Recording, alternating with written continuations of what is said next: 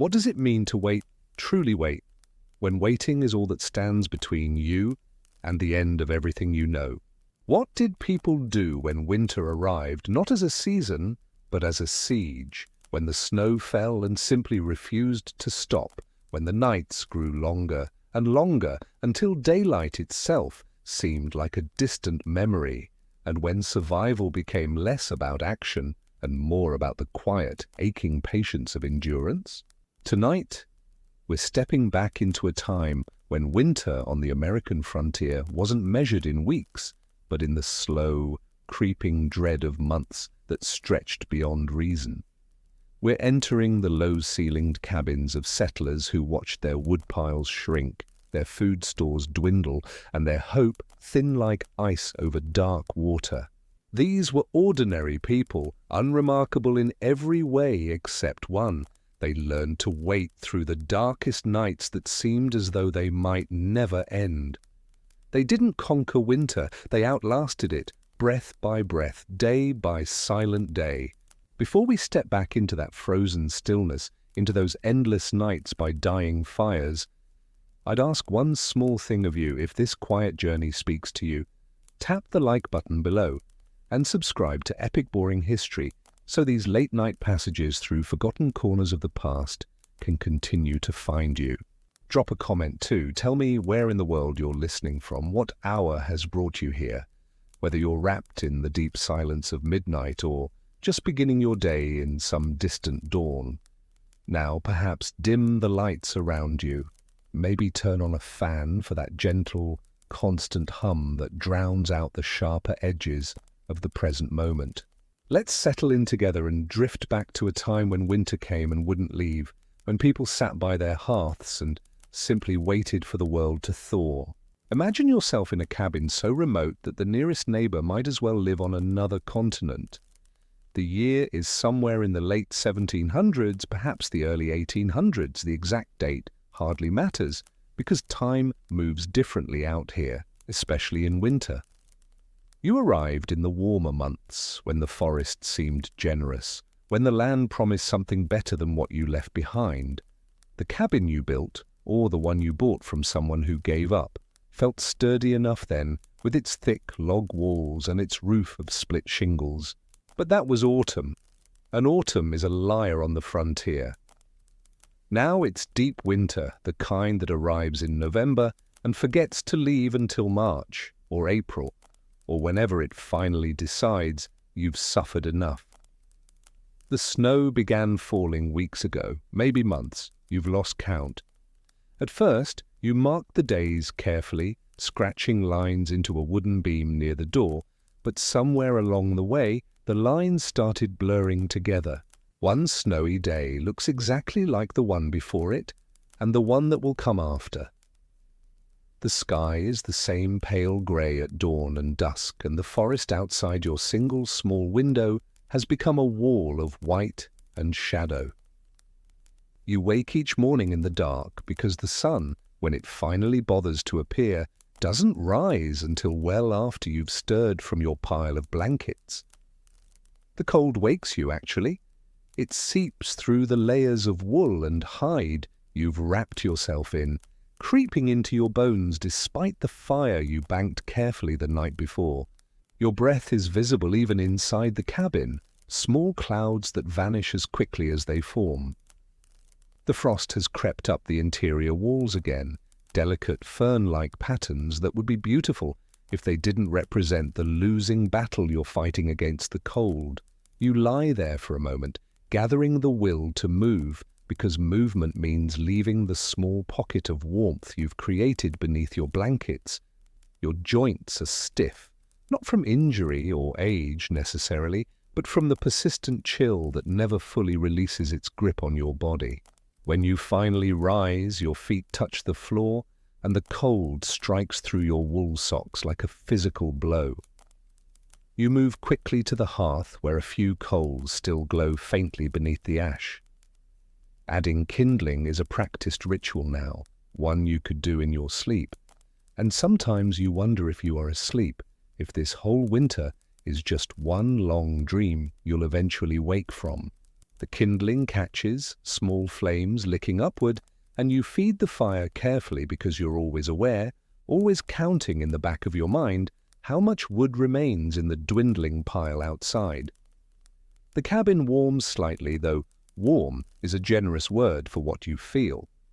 The fire pushes back the worst of the cold, creates a bubble of almost comfort that extends perhaps 6 feet from the hearth, but the corners of the cabin remain frigid, and the air near the door is bitter. You've stuffed rags into every crack you can find, packed the spaces between logs with moss and mud, but the wind still finds its way inside, whispering through gaps you can't see.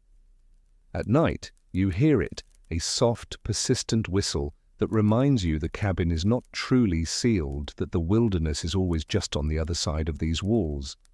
Breakfast is simple because everything is simple now. You melt snow in a pot for water, watching the white compress down to almost nothing, requiring armfuls of snow to produce a single cup of liquid. The food is what it always is. Salt pork if you're lucky, cornmeal mush, dried beans soaked overnight in melted snow water. You've been eating variations of the same meal for so long that you barely taste it anymore. Eating is just something your body requires, like breathing or sleeping.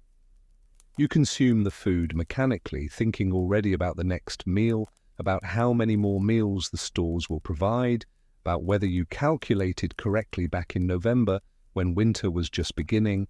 After breakfast, the day stretches before you like an unmarked path through deep snow, long, difficult, and leading nowhere in particular. There are tasks, of course, but they're the same tasks you performed yesterday and will perform tomorrow. You check the woodpile, counting again, knowing the number won't have magically increased, but checking anyway.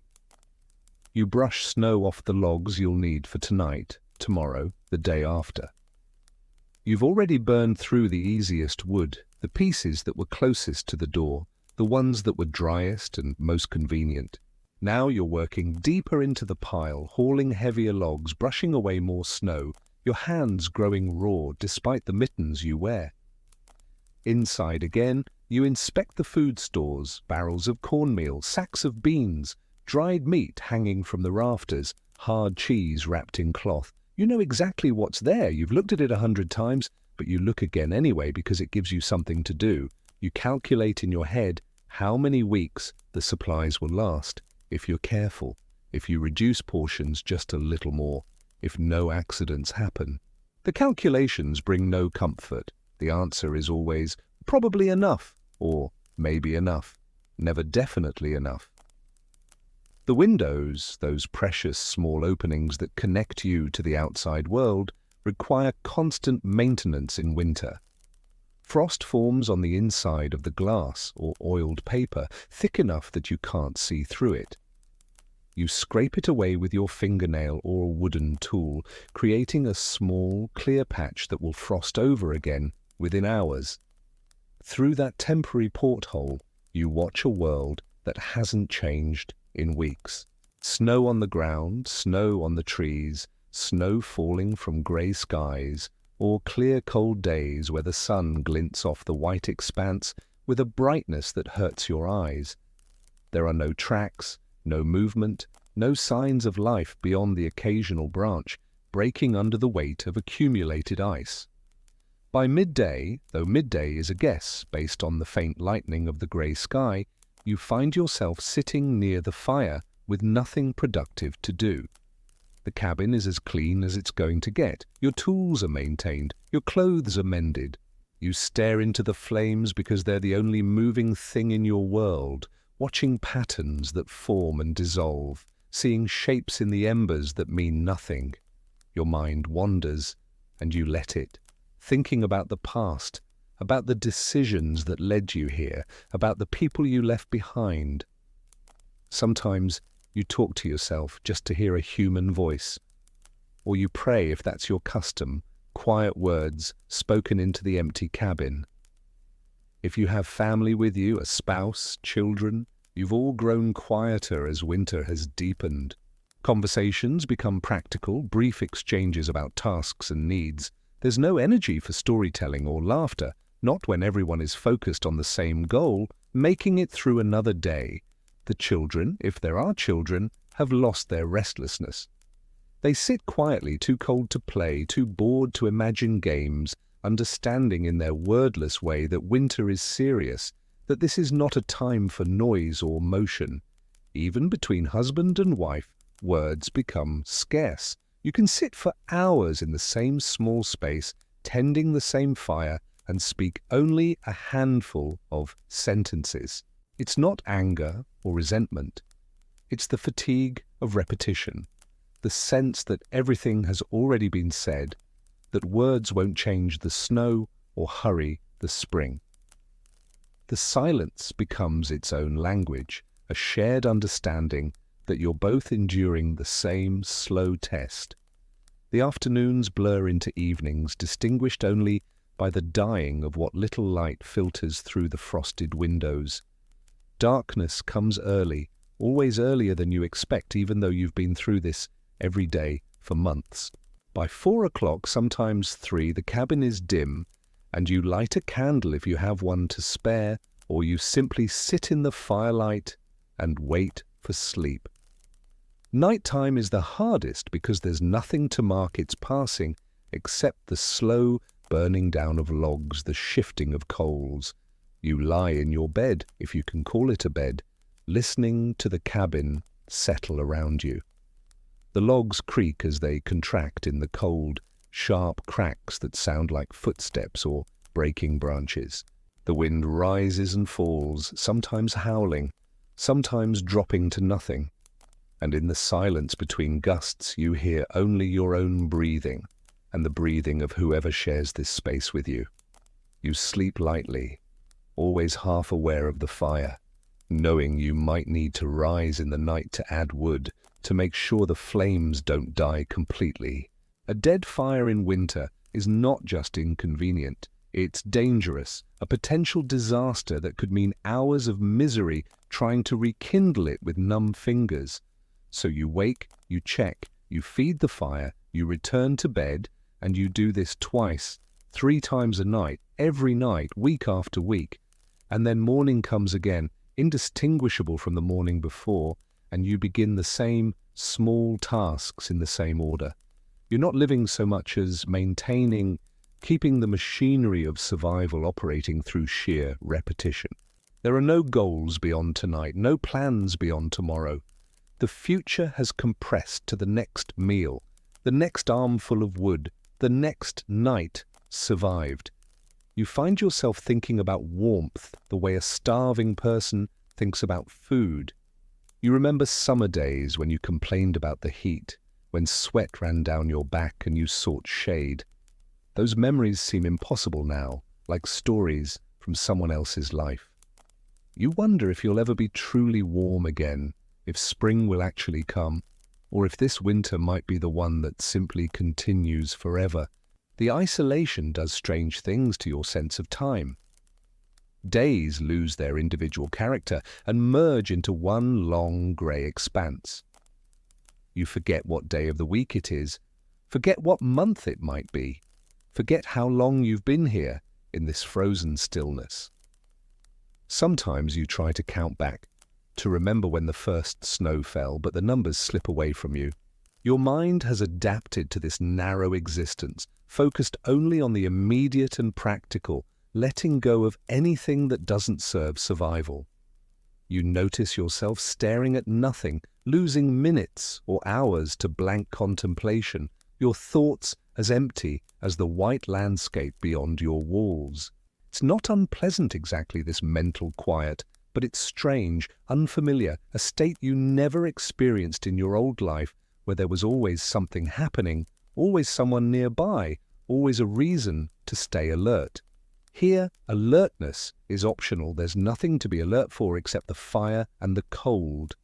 The physical toll is constant but subtle. You're always slightly hungry because you're rationing, always slightly cold because the fire can only do so much, always slightly tired because you're not sleeping deeply. Your hands are rough and cracked, your lips split despite whatever grease you rub on them. your muscles stiff from inactivity punctuated by brief bursts of labor. You're not sick, not injured, not in acute pain, but you're not well either. You exist in a grey zone between health and illness, between comfort and suffering, between living and merely surviving. Your body is doing what it must to endure, burning its reserves carefully, adapting to the reduced circumstances. You notice you're thinner than you were in autumn, your clothes looser, your face gaunter when you catch your reflection in the window glass. Everyone looks this way by late winter, lean, worn, older than their years. The waiting is the worst part. If there were something to do, some problem to solve, some enemy to fight, it would be easier. But winter doesn't fight. It simply exists, indifferent to your discomfort, unconcerned with your impatience. You can't argue with snow or negotiate with cold. You can only wait for the season to turn, for the sun to strengthen, for the first thaw to begin. And you don't know when that will be. It could be next week or next month, February or April, tomorrow or 40 days from now. The uncertainty is exhausting in its own way, a weight that sits on your chest even as you sit motionless by the fire. You find yourself watching for signs, a change in the wind, a different quality to the light, a sound from the forest that might indicate movement, life, the first hints of seasonal shift. But the signs don't come, or you miss them, or they're false, and winter continues its patient grip on the land. You've heard stories of settlers who didn't make it through winters like this, who ran out of food or fuel, who succumbed to illness or simply to the grinding fatigue of endless cold. You don't speak about these stories, but you think about them in the dark hours, wondering what separated those who survived from those who didn't. It wasn't courage, you suspect, or even preparation. It was luck, random chance, the arbitrary grace of one more day, one more week, one more log in the pile. Sometimes you step outside briefly, just to break the monotony of the cabin's four walls. The cold hits you like a wall, stealing your breath, making your eyes water instantly. You stand on the threshold for just a moment, looking out at the unbroken white, at the trees weighted with snow, at the smoke from your chimney rising straight up in the still air. The silence outside is absolute, profound, a silence so deep it feels like pressure against your ears. There are no bird calls, no animal sounds, no human voices, just the occasional crack of ice or the soft whisper of snow sliding off a branch. You retreat quickly back inside, closing the door, leaning against it, grateful for even the marginal warmth of the cabin. That brief excursion into the frozen world reminds you why you stay inside, why you've learned to endure the boredom and stillness. Outside is beautiful in its way, pristine and untouched, but it's also hostile, a place that will kill you if you stay too long or venture too far. The evening comes again, and you prepare for another night. You bank the fire carefully. You lay out your blankets. You blow out the candle, if you've been using one, and you settle into the darkness. Your body knows this routine so well now that you move through it without thinking, muscle memory guiding you through the same motions you've performed countless times. You close your eyes and will yourself towards sleep, knowing tomorrow will be the same as today, that the day after will be identical. This is your life now, a waiting game played against an opponent that cannot be rushed or reasoned with. You've become intimate with patience, not by choice but by necessity, learning to measure time in the smallest increments because larger measurements are too discouraging. 1 hour at a time, one meal at a time, one night at a time. You don't think about when winter will end because thinking about it makes the waiting harder. You simply continue, waking, tending the fire, eating, checking supplies, staring into flames, sleeping, waking again. The rhythm of survival becomes hypnotic, almost meditative, a trance state that makes the days passable, if not pleasant. You're not heroic, you're not even particularly strong. You're just persistent, too stubborn or too practical to give up, too committed to the people who depend on you or to your own sense of self-preservation to simply stop. And so you wait in your small cabin on the endless frontier while winter presses down on the world outside and time itself seems frozen in place. You wait because waiting is all there is, because spring will come eventually, it always has before, and because survival is not about defeating winter but about outlasting it. Day after grey day, night after silent night, you sit by your fire and simply continue to exist. The snow falls or doesn't fall, the wind blows or lies still, the temperature drops or rises by small degrees.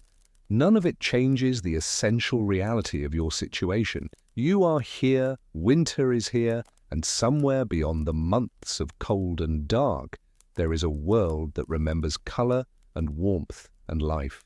You hold on to that knowledge like a small flame cupped in frozen hands, protecting it from the wind, believing without proof that it will be enough to see you through. Let us turn now from the general to the particular, from the experience of many to the quiet story of one. Her name was Sarah Kemble Knight, though history remembers her mostly through fragments, journal entries, land records, a few letters that survived the passage of time. She was not famous in her lifetime, not remarkable in any way that would make storytellers gather around her memory. She was a teacher, a businesswoman of modest means, a widow who managed properties and tried to build something stable in an unstable world. In the winter of 1704, she found herself in a situation that would become familiar to countless frontier settlers in the decades that followed, stranded by weather in a place far from home, waiting for conditions to improve enough to continue her journey. But we're getting ahead of ourselves. Let's begin where she began, in the autumn that preceded that frozen stillness. Sarah had been born in Boston, a city by colonial standards, a place where buildings clustered together and neighbors lived close enough to call upon. She grew up knowing the rhythm of urban life, the bells marking time, the movement of people through streets, the constant hum of commerce and conversation. The Boston of her youth was a place of constant activity, where ships arrived bringing news from England and goods from distant ports, where the harbour smelled of salt and tar and fish. The streets were narrow and crooked, following paths that had been worn into existence rather than planned, and in winter they turned to muddy tracks that froze solid overnight. She married young, bore children, taught reading and writing to supplement her husband's income. When her husband died, she did what widows of her time learned to do. She adapted, found ways to survive, took on responsibilities that would have been unusual for a woman but were accepted out of necessity. The transition to widowhood had not been easy, though she never recorded complaints about it in the fragments of writing that survived. She had learned quickly that sympathy from neighbors lasted only so long, and that practical competence was worth more than tears. She managed small properties, witnessed legal documents, kept a school.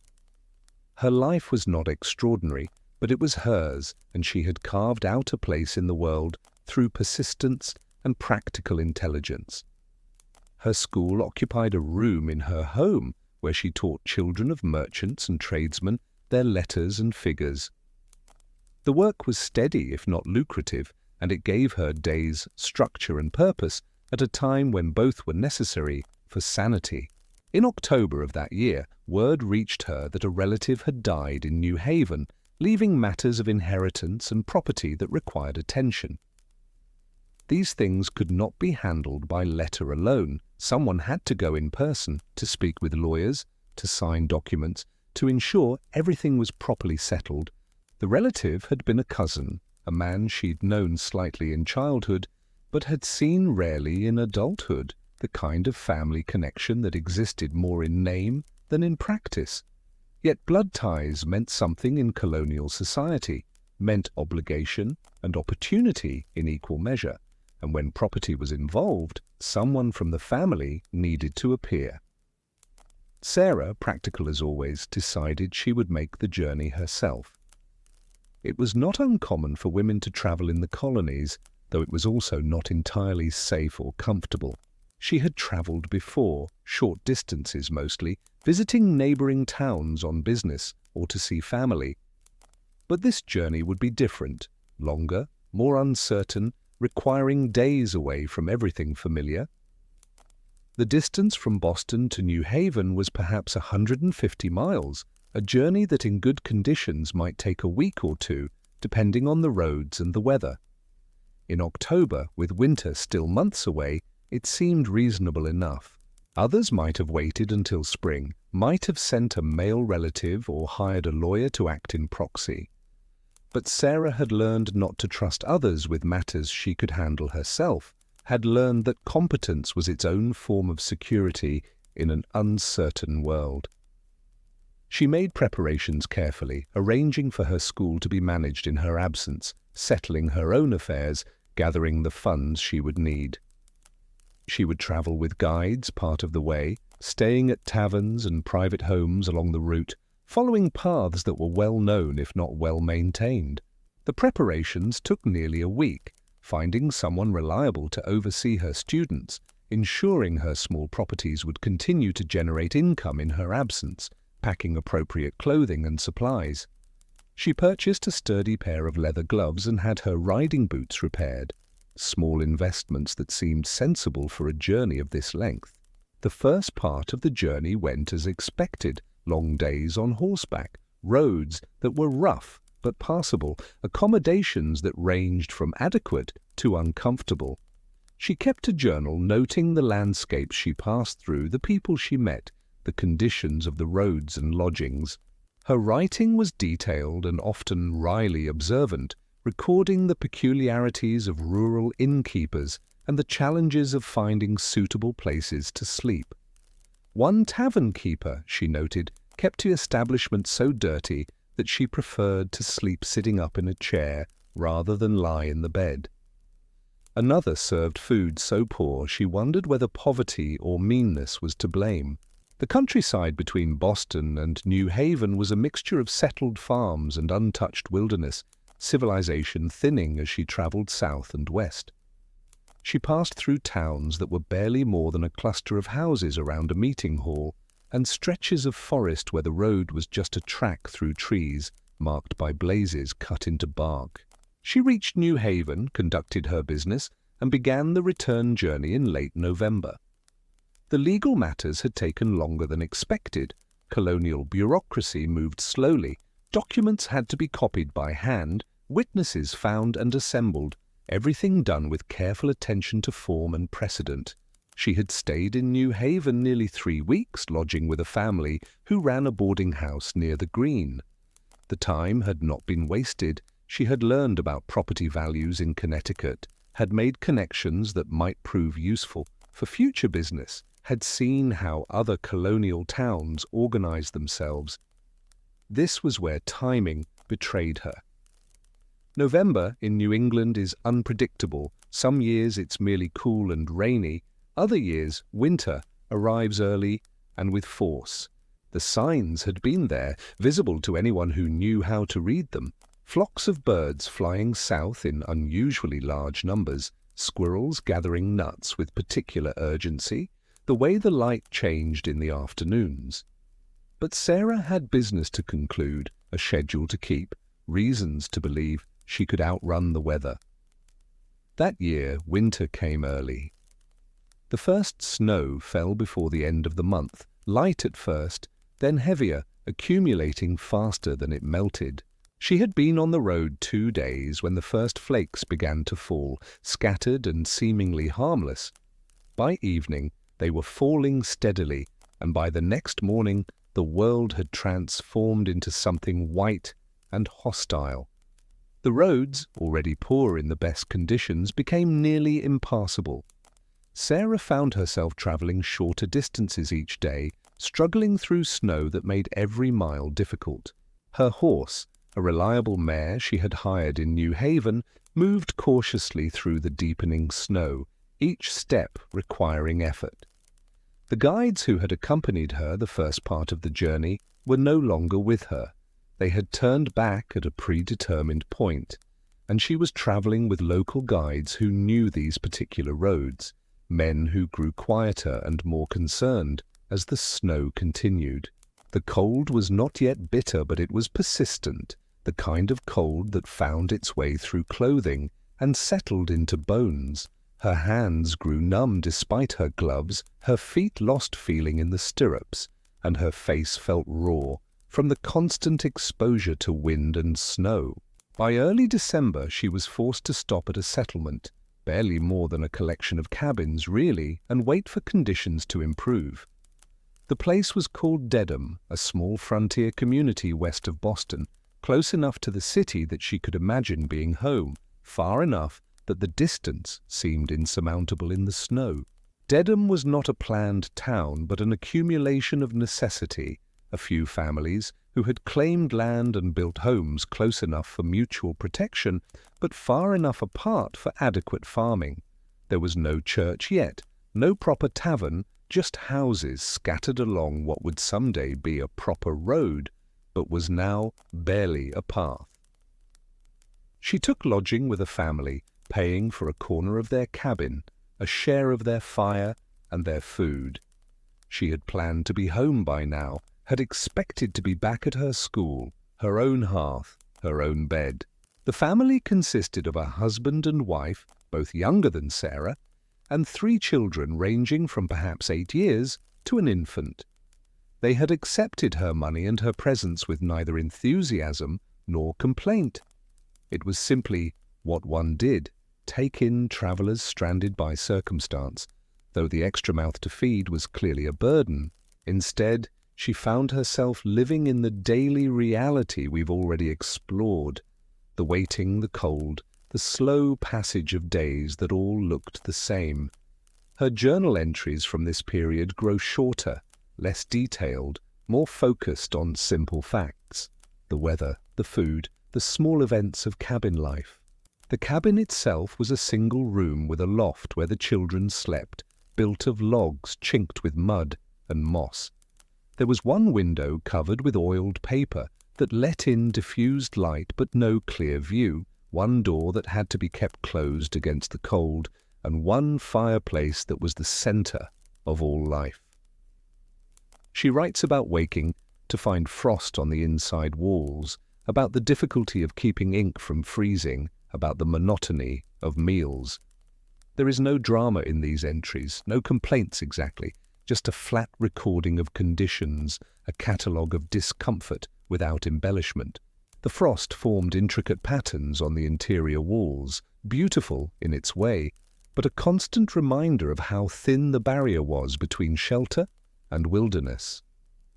Her ink, which she kept in a small bottle, wrapped in cloth and tucked against her body for warmth, still sometimes froze overnight, rendering it useless until she could thaw it by the fire. Meals were variations on a theme: cornmeal mush in the morning, sometimes with a bit of salt pork if they were fortunate. At midday, perhaps dried beans that had been soaking since the night before.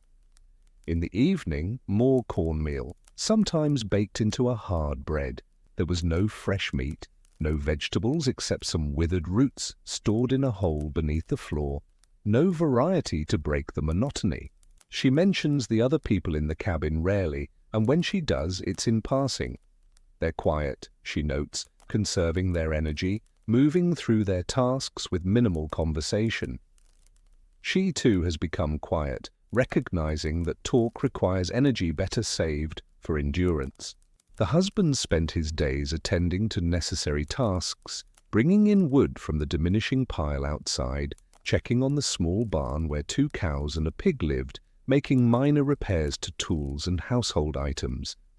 He was a man of perhaps 30, weathered beyond his years, with hands scarred from labor and a face that rarely showed expression. The wife moved through her domestic routines with an efficiency born of long practice, tending the fire, preparing meals, managing the children, mending clothes that were already more patched than original fabric.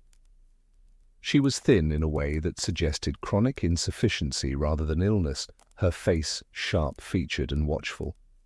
The days developed their own rhythm, one she had no choice but to adopt. She rose when the others rose, helped with small tasks when she could, spent long hours sitting near the fire with nothing to do. Rising meant leaving the relative warmth of her corner, where she slept on a pallet of straw, covered with her own blankets and her traveling cloak. The cold of morning was always a shock, a physical assault that required deliberate will to move through. She tried to keep up her writing, but found that she had less and less to say. The world had contracted to the size of a single room, and that room offered little variation from one day to the next. Her journal, which had been full of observations during her journey, now contained entries like December 8th, snow continues, cold, cornmeal for breakfast. The sparseness was not a choice but a reflection of reality. There was simply nothing more to report. She writes about the quality of the light, how grey it was, how it seemed to drain colour from everything. She writes about the sounds, the wind, the fire, the creak of wood contracting in the cold. The light was particularly oppressive, a uniform greyness that made it difficult to tell morning from afternoon. On days when the sun appeared at all, it was a pale disk visible through the clouds, offering illumination without warmth, presence without comfort. The sounds became a constant backdrop to consciousness, the wind that never seemed to stop, sometimes howling, sometimes merely moaning, always present. The fire crackling and popping, occasionally spitting embers onto the hearth, the wood of the cabin contracting in the cold with sharp cracks that sounded like gunshots, startling her even after weeks of hearing them. She writes about time itself becoming strange, days blurring together, until she had to count back carefully to remember what date it might be. There's a passage in her journal, written in late December, where she admits she's not certain whether Christmas has passed or is still to come. The family made no mention of Christmas when it arrived, observed no particular ritual that marked it as different from any other day. Sarah found herself uncertain whether this was because they didn't know the date either, or because the celebration of Christmas was not part of their particular religious practice, or simply because survival left no energy for observance. The admission is matter of fact, not distressed, just a recognition that she's lost track, that the markers of time have become meaningless in this white expanse. She writes about thinking of home constantly, picturing her room, her possessions, her students. Home existed in her mind as a series of specific images, her own bed with its heavy quilts, the chair by her window where she liked to read in the afternoon, the shelf where she kept her books. She thought about her students, wondered who was teaching them, whether they were learning anything or simply marking time until her return. These thoughts brought no comfort, she notes. They only made the waiting harder, made the contrast between where she was and where she wanted to be more stark. Eventually, she tried to think less about home, to accept her current situation without constantly measuring it against what she'd lost. This mental discipline was harder than any physical hardship, this conscious decision to stop hoping, to stop comparing, to simply exist in the present moment without yearning. She found that on the days she succeeded, the waiting was more bearable. On the days she failed, the cabin felt like a prison and the snow like bars. She had responsibilities waiting for her in Boston. Her school needed her, her properties required management, her children and grandchildren expected her return. But there was nothing she could do to hasten that return. The snow had made the decision for her. Her eldest daughter had 3 children of her own, and Sarah had promised to help with the youngest during the winter months. That promise now hung unfulfilled, another source of guilt and worry that she tried unsuccessfully to push from her mind. She writes about the guilt of inaction, the feeling that she should be doing something productive, managing something, teaching someone, but there was no one to teach here, nothing to manage except her own patience. The children in the cabin were too young or too old for her particular skills. The oldest could already read after a fashion, taught by his mother. The youngest was still an infant. The middle child showed no interest in letters. She offered once to teach them, but the offer was declined with quiet courtesy, the mother suggesting that learning could wait for better times. The hardest part, she admits in one entry, was not knowing when it would end. If someone had told her it would be 6 weeks or 8 or 10, she could have prepared herself mentally, could have marked off the days on some internal calendar. This uncertainty was perhaps the cruelest aspect of winter, not its cold or its monotony, but its indefinite duration. Spring would come eventually, everyone knew that, but eventually could mean a month or 3 months, and there was no way to know which it would be. But no one knew winter would last as long as it lasted, would release its grip when it was ready and not before. This uncertainty was its own form of suffering, a constant low-level anxiety that accompanied every morning's assessment of the weather. She developed a habit of waking before dawn, lying still in the darkness, and listening, trying to determine from the quality of the wind and the sounds outside whether conditions had changed. Most mornings brought disappointment. The wind still howled, the cold still penetrated, nothing had improved. January arrived, or she assumed it did, based on her best calculations, and the cold deepened. The family she lodged with grew quieter still, conversations reduced to essential exchanges about fuel and food. The cold of January was different from the cold of December, deeper and more vicious, the kind of cold that made every breath hurt, and every movement an exercise in willpower. The fire, which had seemed adequate before, now felt inadequate, its warmth extending only a few feet before being swallowed by the surrounding cold. Sarah noticed the way the mother counted out portions at meals, the careful rationing that meant supplies were running lower than comfortable. She offered what coins she had to contribute to the household expenses, but coins couldn't buy what wasn't available. There was no store to visit, no market to purchase supplies. The mother accepted the coins with a nod, but without comment, tucking them somewhere in her clothing. Both women understood the gesture was more symbolic than practical. Money meant nothing when there was nothing to buy. What they had was all they would have until spring allowed for travel and trade. She writes about feeling like a burden, another mouth to feed when food was already scarce. The guilt of this pressed on her constantly, though she knew her payment had been generous and her presence was not truly unwelcome.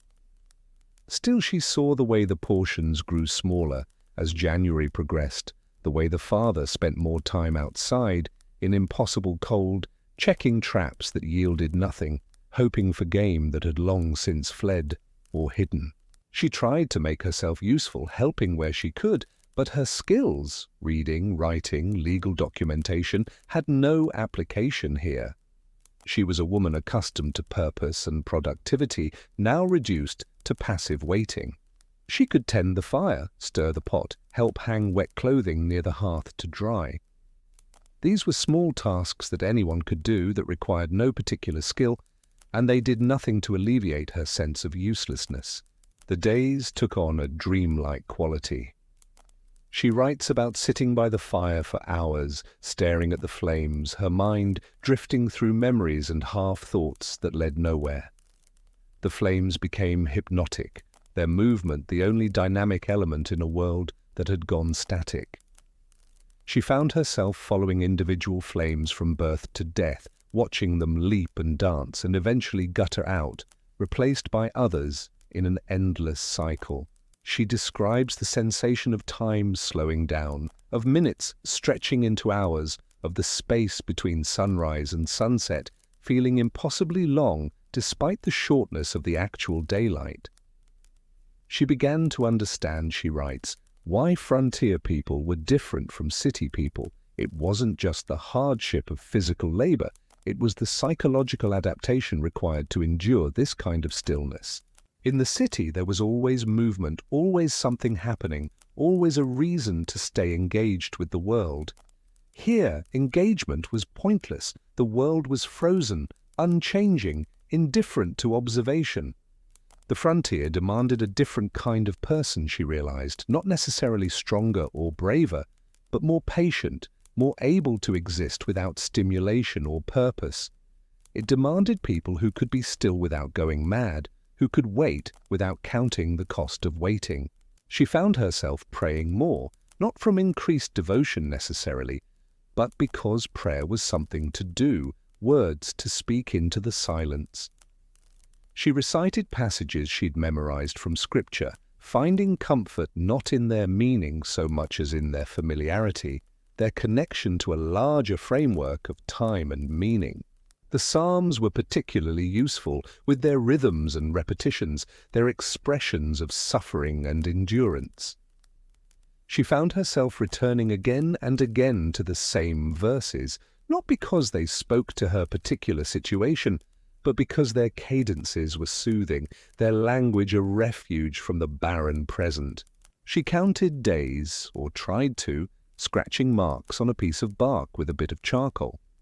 But she lost track more than once, had to start over, eventually gave up entirely on precise tracking, and settled for a vague sense of early winter, becoming deep winter, becoming eventually late winter. The piece of bark marked with her attempted calendar became a monument to futility. She kept it anyway, perhaps as a reminder of the human need to measure and mark time, even when time had become meaningless. There were moments of acute discomfort, days when the cold seemed to penetrate deeper than usual, when her hands refused to warm, even pressed against her body, when sleep came fitfully and left her more tired than before. There were also moments of something approaching acceptance, when the stillness felt almost peaceful, when she stopped fighting mentally against her situation and simply existed within it. On the worst days, she felt as though the cold was inside her, a presence in her chest and her bones that no amount of external warmth could touch. Her fingers developed chilblains, painful swelling and redness that made even simple tasks difficult. She writes about a day in what she thought was February, when she sat and watched snow fall for hours, mesmerized by the endless descent of flakes. There was something hypnotic about it, she notes, something that emptied her mind of worry and left only observation. The snow fell in perfect silence, each flake following its own unpredictable path downward, and she found herself trying to follow individual flakes, losing them, finding others. It was meaningless activity, but it occupied her mind completely, leaving no room for anxiety or planning or regret. She describes feeling, for that brief time, almost content, not happy, but at peace with her circumstances in a way she hadn't been since arriving. The feeling passed, of course, replaced by the usual low-grade anxiety and restlessness, but she remembered it, returned to it in her thoughts when the waiting became particularly difficult. That moment of snow-watching became something like a talisman for her, proof that peace was possible even in these circumstances. When the waiting seemed unbearable, she would recall it, try to recreate that state of empty observation. The journal entries from late winter grow even shorter, a sentence or two per day, sometimes nothing at all, for several days in a row. This wasn't because nothing happened, it was because nothing happened. The blank pages in her journal, gaps of 3 or 4 or 5 days, spoke more eloquently than any description could of the emptiness of those days. There was literally nothing to record, no event worth noting, no thought worth preserving. There was no variation to record, no events worth noting. She was simply there, day after day, waiting. The waiting had become her entire existence, not something she was doing, but something she was. She was a woman waiting, and that was the complete and total truth of her life in those weeks. The thaw, when it finally began, was subtle. Not a dramatic break, but a gradual softening. The air shifted slightly, warming by degrees too small to measure, but enough to feel. The first sign was a change in the quality of the cold. It lost its sharp edge, became less aggressive, less penetrating. Sarah noticed it before anyone mentioned it, noticed the way her breath no longer hung in the air quite as visibly, the way the frost on the walls took longer to form at night. The snow on the roof began to drip during the day, refreezing at night, but dripping again the next morning. These small signs were watched eagerly by everyone in the cabin, hope kindling cautiously after months of suppression. The sound of dripping water was like music after the long silence of winter, each drop a promise that the frozen world was not permanent. The father went outside more frequently, checking conditions, assessing the snow depth, calculating when travel might become possible. Sarah writes about noticing a bird one morning, the first she'd seen or heard in months. She doesn't identify what kind of bird it was. That detail didn't matter. The bird's song, heard through the cabin walls, was impossibly loud and impossibly cheerful. It seemed absurd that something so small could make such sound, could pierce through winter's silence with such insistence. What mattered was that something living had moved through the landscape, that the natural world was beginning to wake. The roads remained impassable for a while longer, mud and slush replacing snow, creating different obstacles, but obstacles nonetheless. The mud was in some ways worse than snow, a thick, glutinous mass that would suck the shoes from a person's feet, trap a horse's hooves, make every step a struggle. But it was mud from melting, and melting meant spring, and spring meant possibility. But the psychological weight had lifted slightly. The waiting had an endpoint now, visible if not yet reached. In early March, by her best estimate, Sarah was finally able to resume her journey. The decision to leave was not dramatic. One morning, the father simply announced that the roads were passable enough for careful travel, and Sarah, who had thought she would feel triumphant at this moment, instead felt only quiet relief and a strange reluctance to leave the place that had held her captive. The roads were poor, the travel slow and uncomfortable, but she was moving again, making progress, closing the distance between her current location and home. She writes about the relief of motion, of purpose restored, of leaving behind that cabin where she'd spent so many empty hours. The journey took 3 more days, hard days of riding through mud and slush, of stopping frequently to rest the horse, of arriving each evening exhausted at whatever accommodation could be found. But they were days of progress, each mile bringing her closer to home, and that made them bearable.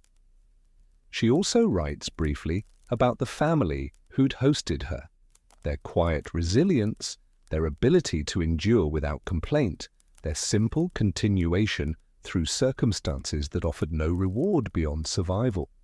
She doesn't romanticize them or claim to fully understand their lives.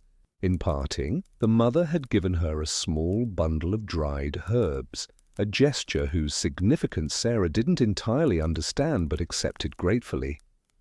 The father had helped her mount her horse and wished her safe travels, his face showing neither relief at her departure nor regret, just the same neutral expression he'd worn throughout her stay. She simply notes that they'd survived another winter, would plant again in spring, would do it all again the following year. She reached Boston in mid-March, returned to her school, to her properties, to the life she'd built. Boston, when she reached it, seemed almost unbearably loud and crowded after months of silence.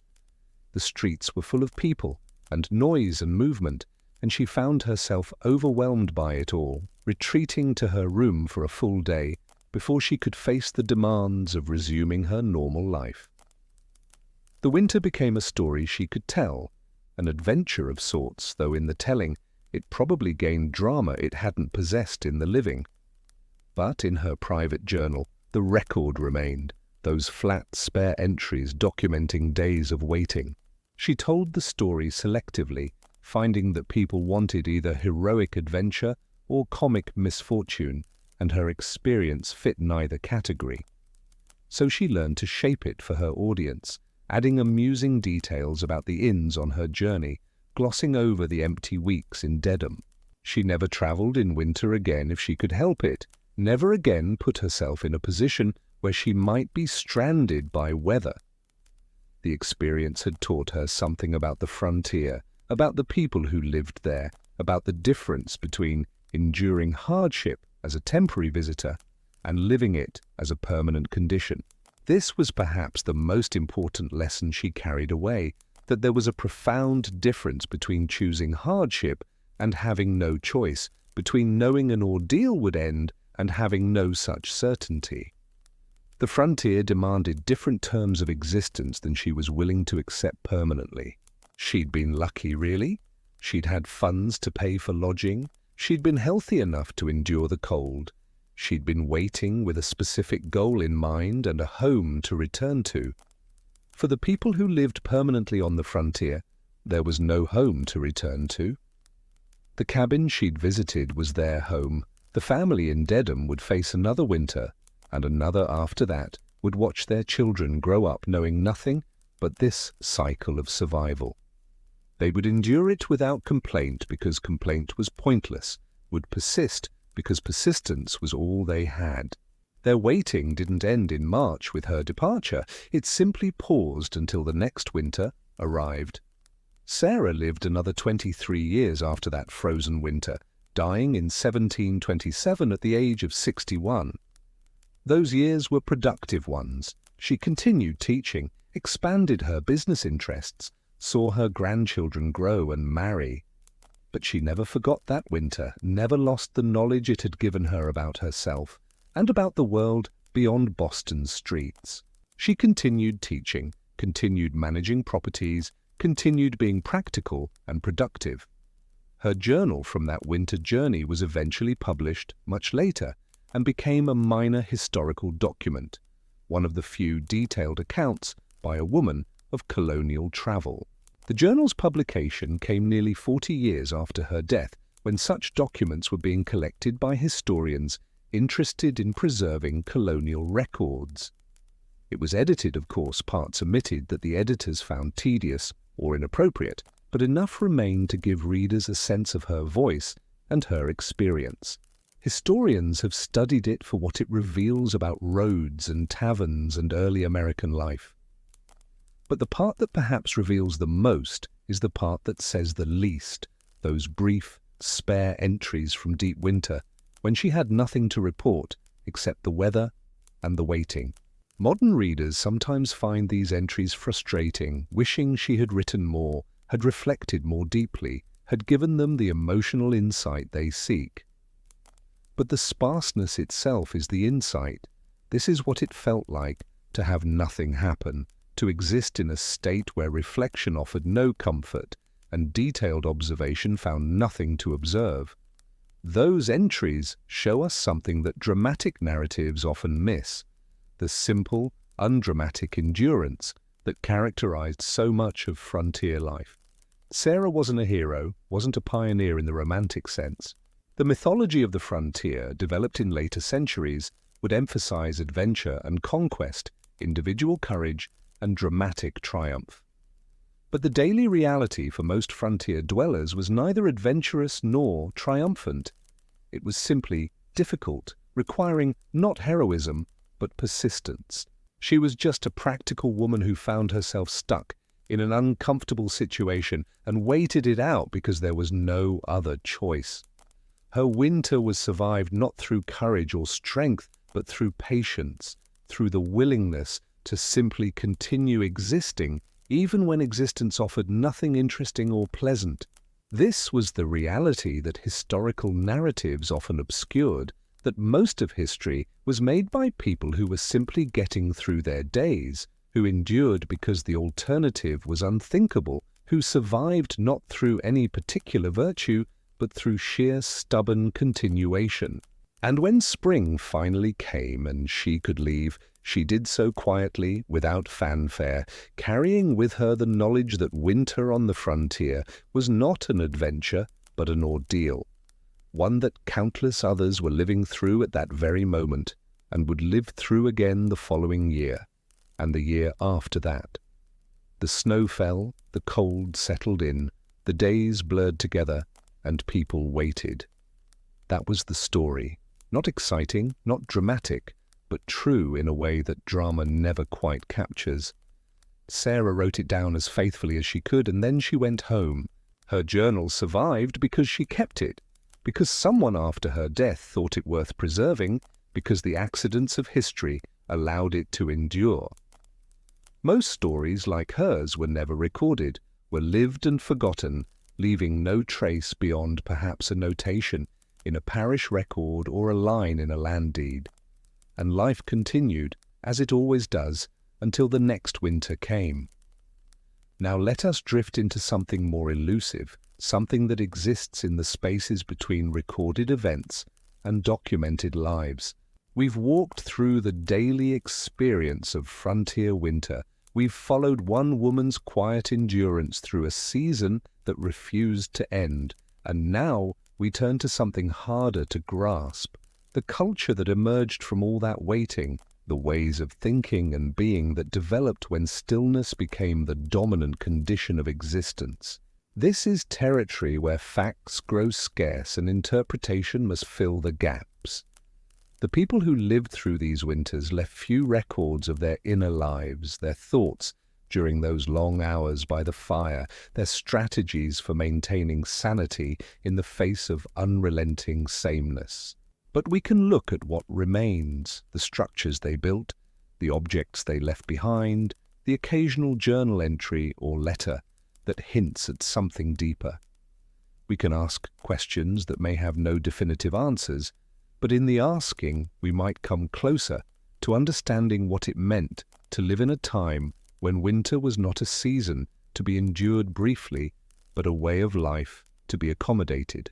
Consider first the cabins themselves, those small wooden structures that dot the archaeological record of frontier settlements.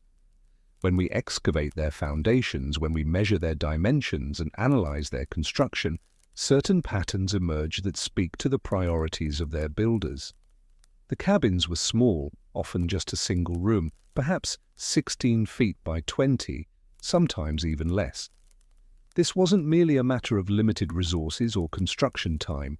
It was a deliberate choice born of necessity. A small space was easier to heat, required less fuel, concentrated warmth in a way that larger structures could not. The ceiling height was low, sometimes barely 6 feet, forcing even average height adults to move carefully, to duck beneath the rafters. Again, this was intentional. Heat rises and a low ceiling trapped that precious warmth closer to the occupants. These cabins were not designed for comfort in any modern sense. They were designed for thermal efficiency, for survival. The windows, when they existed at all, were tiny, small squares of oiled paper or glass, positioned not for light or view, but to minimize heat loss. Many cabins had only one window, or none at all, accepting darkness as the price of warmth. The door was thick, often hung with care to fit tightly in its frame, and many cabins had a second interior door or a heavy curtain creating an airlock of sorts, a buffer zone between the outside cold and the inside warmth. Archaeological evidence shows that gaps between logs were carefully chinked with moss, mud, cloth, anything that would seal against the wind. This wasn't done once and forgotten. It was maintenance that required constant attention as materials dried, cracked, and fell away. The chinking itself tells a story of vigilance, of inhabitants who understood that survival depended on attention to small details, on noticing when cold air began to seep through a newly opened crack.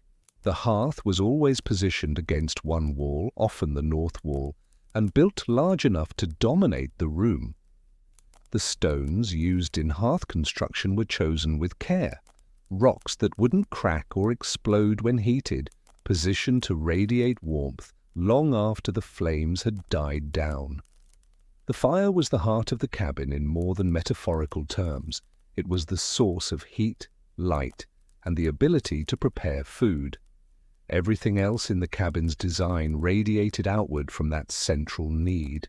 Sleeping areas clustered near the hearth, often built as simple platforms raised slightly off the floor where cold air settled. Storage was arranged to maximize space without blocking warmth, and the daily life of the inhabitants revolved around maintaining the fire and staying within its sphere of influence. The wood supply was typically stacked just outside the door, close enough to be reached without venturing far into the cold, arranged so that snow wouldn't completely bury it. Inside, a smaller stack of kindling and dry wood was kept near the hearth, ensuring that the fire could always be quickly rekindled if it threatened to go out during the night. When we find these cabin sites today, we find them aligned with the landscape in specific ways, positioned to break the wind, nestled against rises or tree lines that provided natural shelter, oriented to catch whatever winter sun might be available. The builders were thinking not of views or aesthetics, but of protection from elements that could kill. Some cabins were built partially into hillsides, using the earth itself as insulation against the wind. Others were positioned in small valleys or clearings where surrounding trees formed natural windbreaks, though not so close that falling branches posed a danger. What strikes the modern observer looking at reconstructions or reading descriptions is how dark these spaces must have been. Even with a fire burning brightly, even with whatever candles or lamps the inhabitants could afford, the interior would have been dim. Shadows pressing in from the corners, faces visible only in the flickering firelight. The world beyond the cabin completely invisible once darkness fell. This darkness was not just physical, but psychological. For people accustomed to the natural rhythms of daylight and darkness, the extended darkness of winter cabin life must have had profound effects. The human eye adjusts to firelight, learns to see in dimness, but this adjustment comes with its own peculiarities. Distances become harder to judge, peripheral vision diminishes, and the world shrinks to what the fire illuminates. Beyond the circle of firelight, the cabin became a space of shadows and uncertain shapes, familiar objects rendered strange and slightly threatening by inadequate light. Without clocks, and many frontier settlers had no timepieces, the passage of time became abstract. How do you mark the hours when you can't see the sun, when each day is an identical sequence of feeding the fire, eating, sitting, sleeping? Some families made marks on walls or beams, scratching lines to track days, but many gave up this practice as winter deepened. What was the point of counting when the count only reminded you how many days had passed without change? The act of marking time became, for some, more painful than helpful. Each new mark was evidence that another day had been endured, but nothing had changed, that tomorrow would be the same as today, that the winter showed no signs of releasing its grip. Some families marked only Sundays, trying to maintain at least the weekly rhythm if not the daily one, but even this could lapse when the distinction between one day and the next became meaningless. Time became measured in more immediate terms, the interval between meals, the burning down of a log, the cycles of waking and sleeping. The concept of today and tomorrow remained, but the distinction between last Tuesday and this Tuesday dissolved into irrelevance. Morning meant waking and rekindling the fire. Afternoon meant the dimming of whatever light came through the small window. Evening meant preparing for the long darkness ahead, making sure enough wood was stacked within reach. Some settlers, interviewed or writing letters after the fact, described losing entire weeks to a kind of temporal fog, realizing only in retrospect that significant calendar dates, Christmas, New Year, birthdays, had passed without acknowledgement. This wasn't mere forgetfulness, it was an adaptation to an environment where calendar time had become meaningless. One woman wrote years later about realizing in late February that she'd missed Christmas entirely, had prepared no special meal, made no acknowledgement of the day, and only discovered her oversight when spring visitors asked about her holiday. She described feeling both embarrassed and oddly justified. What difference did it make, she reasoned, whether December 25th was marked or not when every day was the same? What mattered was not the date, but the state of supplies, the depth of the snow, the temperature inside the cabin. Survival operated on its own calendar, one that had nothing to do with what month it might be according to civilized reckoning. The important dates were practical ones: the day the last of the dried apples were eaten, the day the flour barrel was half empty, the day someone noticed the first signs of scurvy in bleeding gums or loosening teeth. These were the milestones that mattered, the markers by which winter was measured not in weeks but in declining resources and increasing desperation. Food during these extended winters became both simpler and more psychologically significant than it had been in other seasons. The archaeological record shows us storage pits near cabins, cold cellars dug below the frost line, barrels that once held cornmeal or flour, hooks in rafters where meat was hung. The planning required for winter survival was extensive. Crops had to be harvested and preserved, game had to be hunted and smoked or salted, every possible calorie had to be gathered and stored before the snow began. Families calculated carefully, trying to estimate how much food they would need to last until spring, but these calculations were often based on hope rather than certainty, because no one knew how long winter would actually last. The contents of these stores grew more monotonous as winter progressed. Early winter might offer some variety: dried venison, salt pork, dried apples, beans, cornmeal, perhaps some root vegetables stored in the cellar. But as the weeks turned to months, the variety narrowed. Meat, if it lasted at all, became so salt-heavy that it required long soaking before it was edible, and even then it remained tough and unpleasant, more a source of necessary protein than anything resembling enjoyment. Cornmeal became the staple of nearly every meal: mush for breakfast, bread, if there was fat to make it palatable, more mush for dinner. The preparation of cornmeal mush was simple enough that it could be done with minimal attention. Water boiled, cornmeal stirred in, the mixture cooked until it thickened into something that could be eaten. Beans, if they hadn't run out, appeared again and again in the same preparation.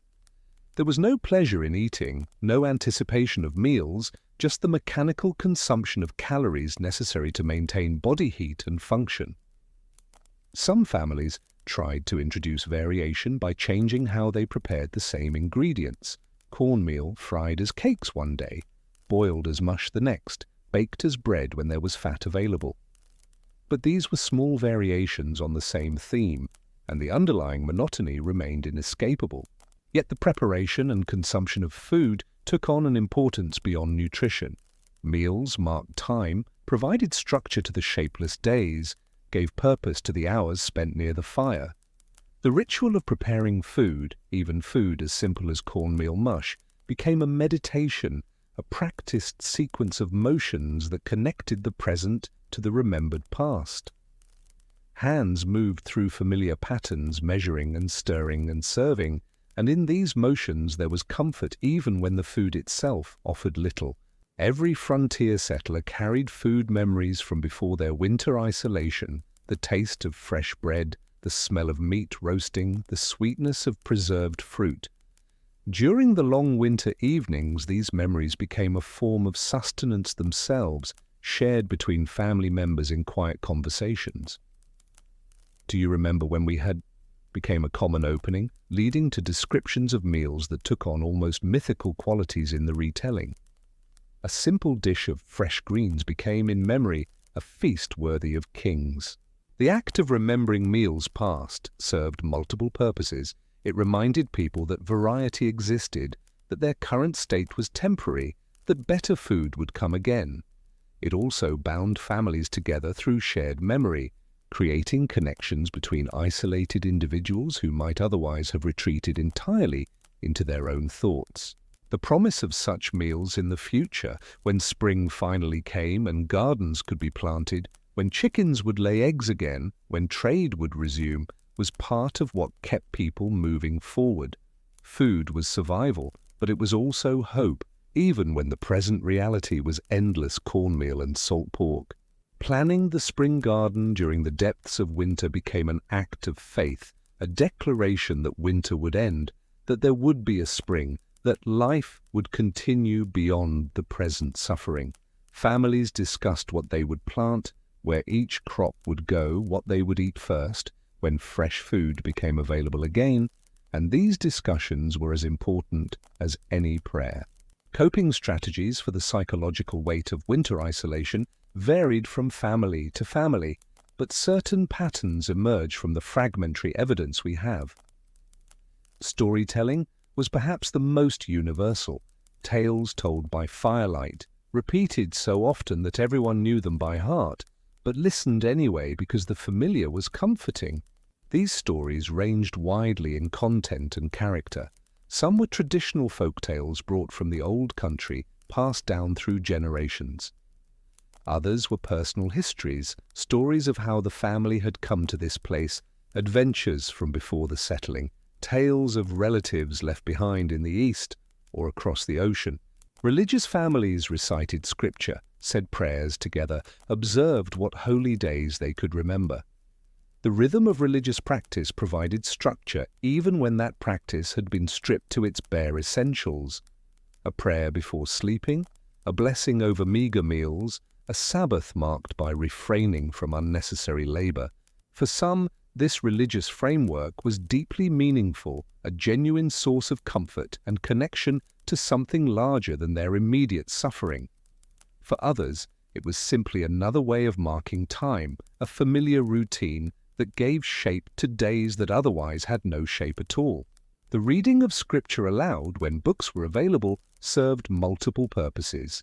It provided entertainment, structure, and moral guidance all at once.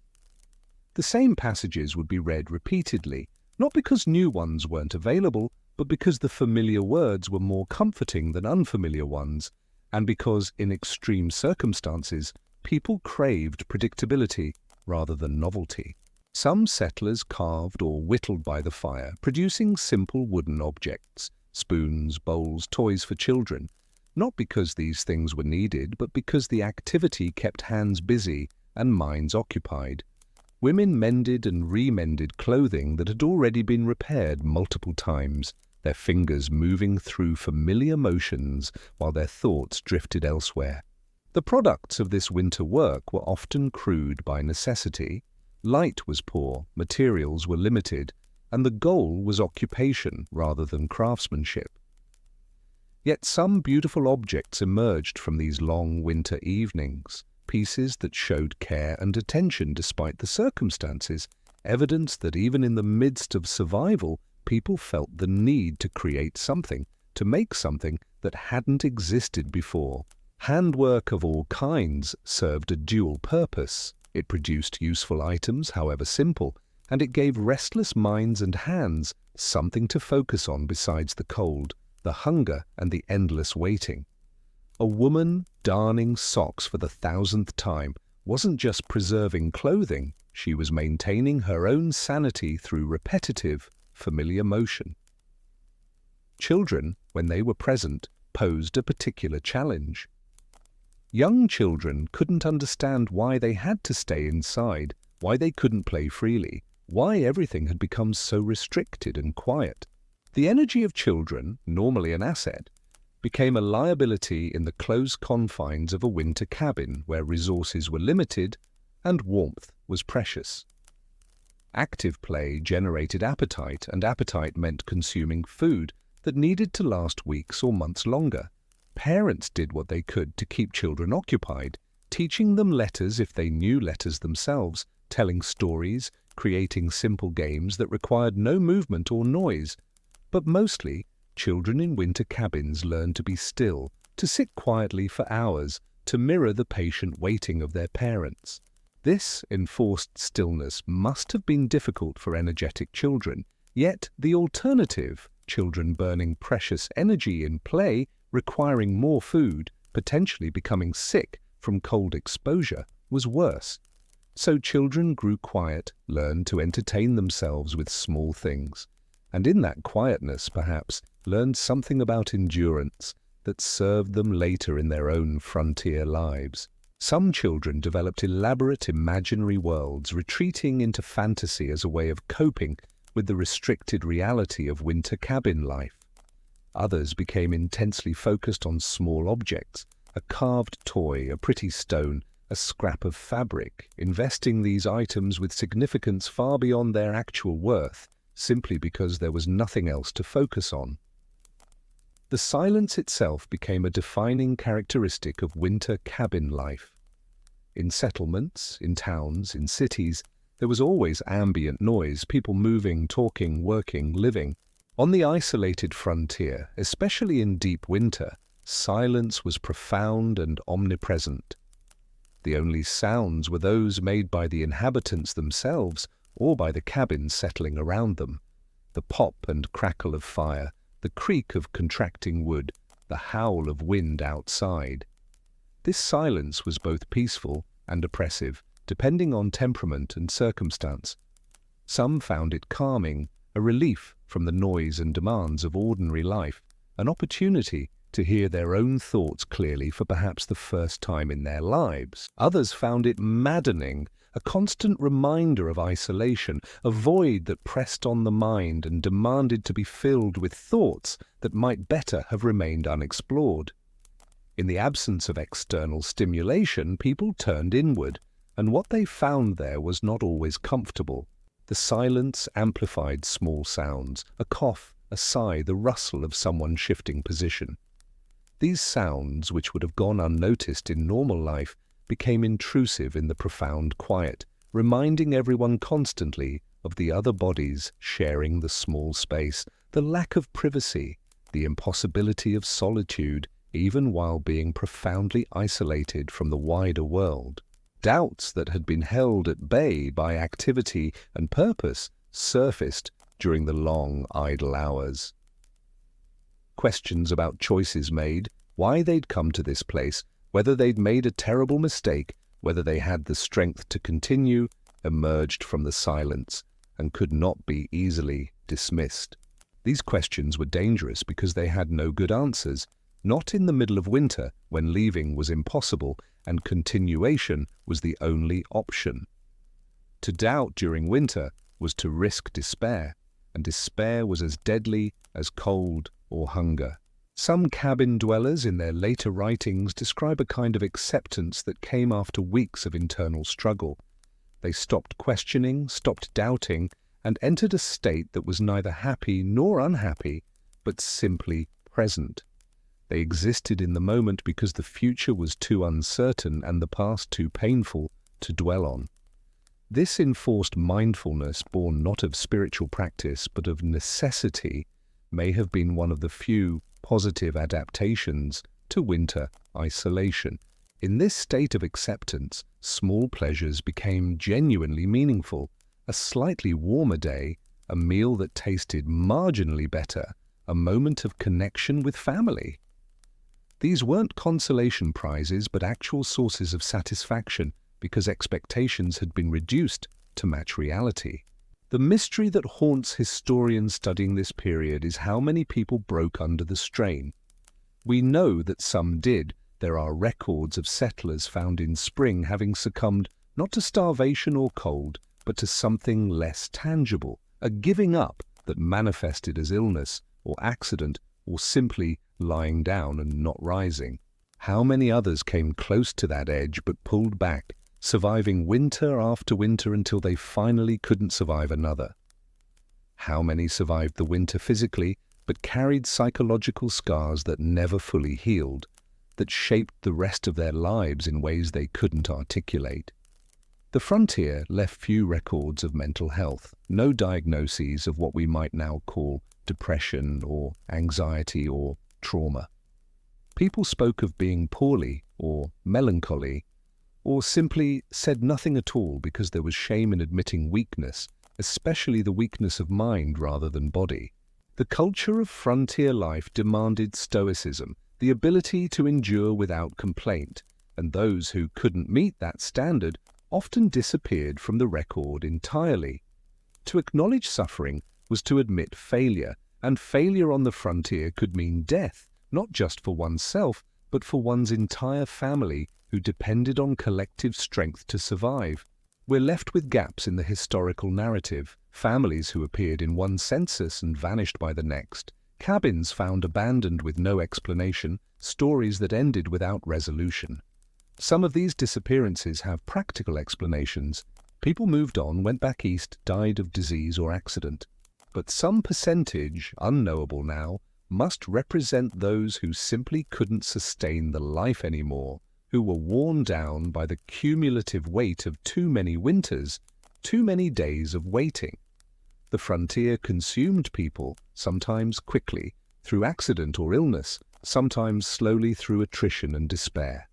And the historical record preserves only the survivors' stories, not the narratives of those who broke.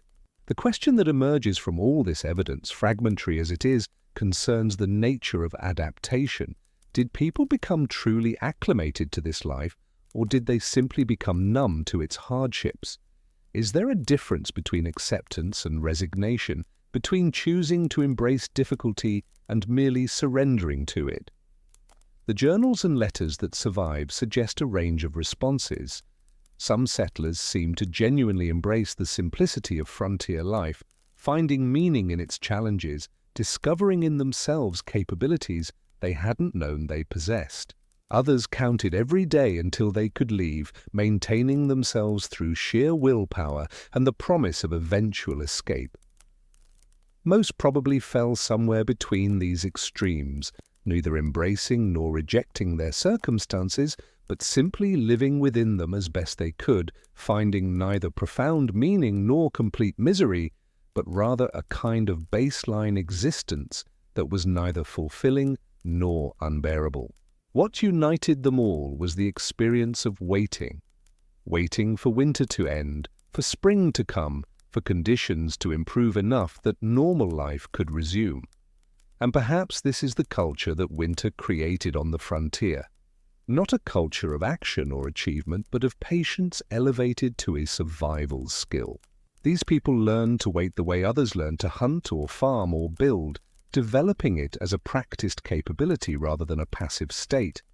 They developed strategies for managing time that moved too slowly, for maintaining hope when circumstances offered little justification for it, for continuing to function when function required nothing more than sitting by a fire and watching snowfall.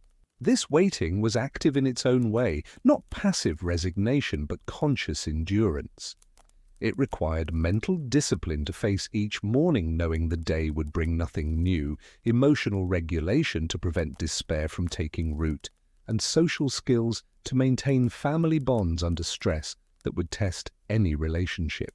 The ability to sit still without growing restless, to occupy oneself mentally without external stimulation, to maintain emotional equilibrium in the face of unchanging circumstances, these were skills as vital as knowing how to build a fire or preserve food. And they were skills learned through experience, not taught through instruction, absorbed through the body and mind during those long, silent hours by the fire. The archaeological sites don't show us these internal struggles. They show us cabin foundations and broken pottery, and the remains of hearths, the physical evidence of human habitation, but not the human experience itself. But if we look carefully, if we think about what daily life in these spaces actually entailed, we can begin to understand that the artifacts of frontier winter are not just physical objects, but patterns of time itself. Days stretched thin, hours accumulated like snowdrifts, seasons that seem to have no end. The broken pottery speaks of meals eaten in darkness, the hearthstones of fires tended through long nights, the cabin foundations of spaces that held families together even as isolation threatened to pull them apart. The greatest mystery, perhaps, is not how people survived frontier winters, but how they maintained their humanity during them. How did they hold on to kindness when stress and deprivation made everyone irritable and short-tempered? How did they maintain relationships when proximity without privacy tested every bond, when family members saw each other at their worst, day after day with no respite. How did they remember that there was a world beyond the cabin, a life beyond winter, a future that might be different from the present? These were the true tests of frontier winter, not physical survival, but the preservation of what made life worth surviving. A person could endure hunger and cold and still remain themselves, but could they endure months of enforced intimacy with family members while maintaining love and respect? Could they face their own thoughts day after day and emerge still sane? We don't know the answers to these questions in any definitive sense. We can only infer from the fact that many did maintain these things, did survive with their families intact, did emerge from winter ready to plant and build and continue. They must have found ways to be gentle with each other, to forgive small irritations, to share the burden of waiting. They must have developed unspoken agreements about space and silence, learning when someone needed to be left alone, even in a single room with no privacy, recognizing signs of strain before they became breaking points. They must have told each other stories about spring, reminded each other why they'd come to this place, found small reasons to laugh, even when laughter seemed inappropriate. The laughter that emerged in winter cabins was often dark humor, jokes about their circumstances that acknowledged hardship without succumbing to it. This laughter served as pressure relief, a way to express frustration and fear without letting those emotions dominate. Or perhaps they didn't do any of these things consciously. Perhaps they simply endured day after day because humans are remarkably resilient when given no other choice, finding ways to cope that they couldn't have explained even to themselves. Survival instinct is powerful, and it manifests in unexpected ways, in the ability to find routine comforting rather than oppressive, in the capacity to lower expectations until they can be met, in the stubborn refusal to give up even when giving up seems reasonable. The human mind adapts to circumstances, however extreme, and finds ways to make the unbearable bearable through small adjustments in perspective and expectation. The culture of waiting that developed on the frontier winter was not written down in any guidebook, not taught in any formal way. It was learned by living it, absorbed through the body and the mind as surely as the cold was absorbed into bones. And it shaped the people who experienced it in ways they probably couldn't have articulated, even if asked directly. They became patient in ways that modern life doesn't require or reward, developing the ability to sit with discomfort without needing immediate resolution. They developed a relationship with time that was fundamentally different from the clock-driven experience of urban life, one that measured duration not in hours and minutes, but in the rhythm of natural processes, the burning of logs, the cycles of hunger and satiation, the slow accumulation of fatigue followed by sleep.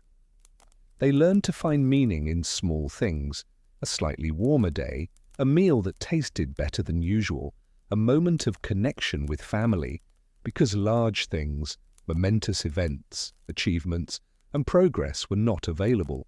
This was the hidden curriculum of frontier winter, not the skills of survival like building fires or rationing food, but the internal adaptations required to live with stillness without being consumed by it.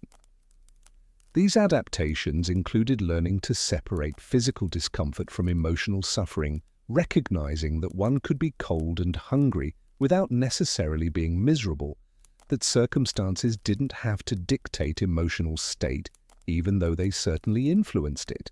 And when spring finally came, when the waiting ended and action became possible again, these people carried their winter knowledge with them. They were changed by what they'd endured, though they might not have recognized the change themselves because it happened so gradually, day by winter day. They'd learned something about themselves, about their capacity for endurance, about what actually mattered and what didn't, about the difference between comfort and necessity. They'd discovered that they could survive conditions they'd once thought unsurvivable, that the human spirit was more resilient and adaptable than they'd imagined, and that sometimes survival itself was achievement enough without needing to be dressed up as anything more. Whether this learning was worth the cost is not for us to judge from our comfortable distance. They made their choices, lived their lives, survived their winters, and the equation of suffering versus growth is impossible to calculate from the outside. They paid a price for their survival in worn bodies, in lost years, in psychological scars that might have healed but never quite disappeared. But they also gained something, some knowledge of themselves and their capacities that came at no other price.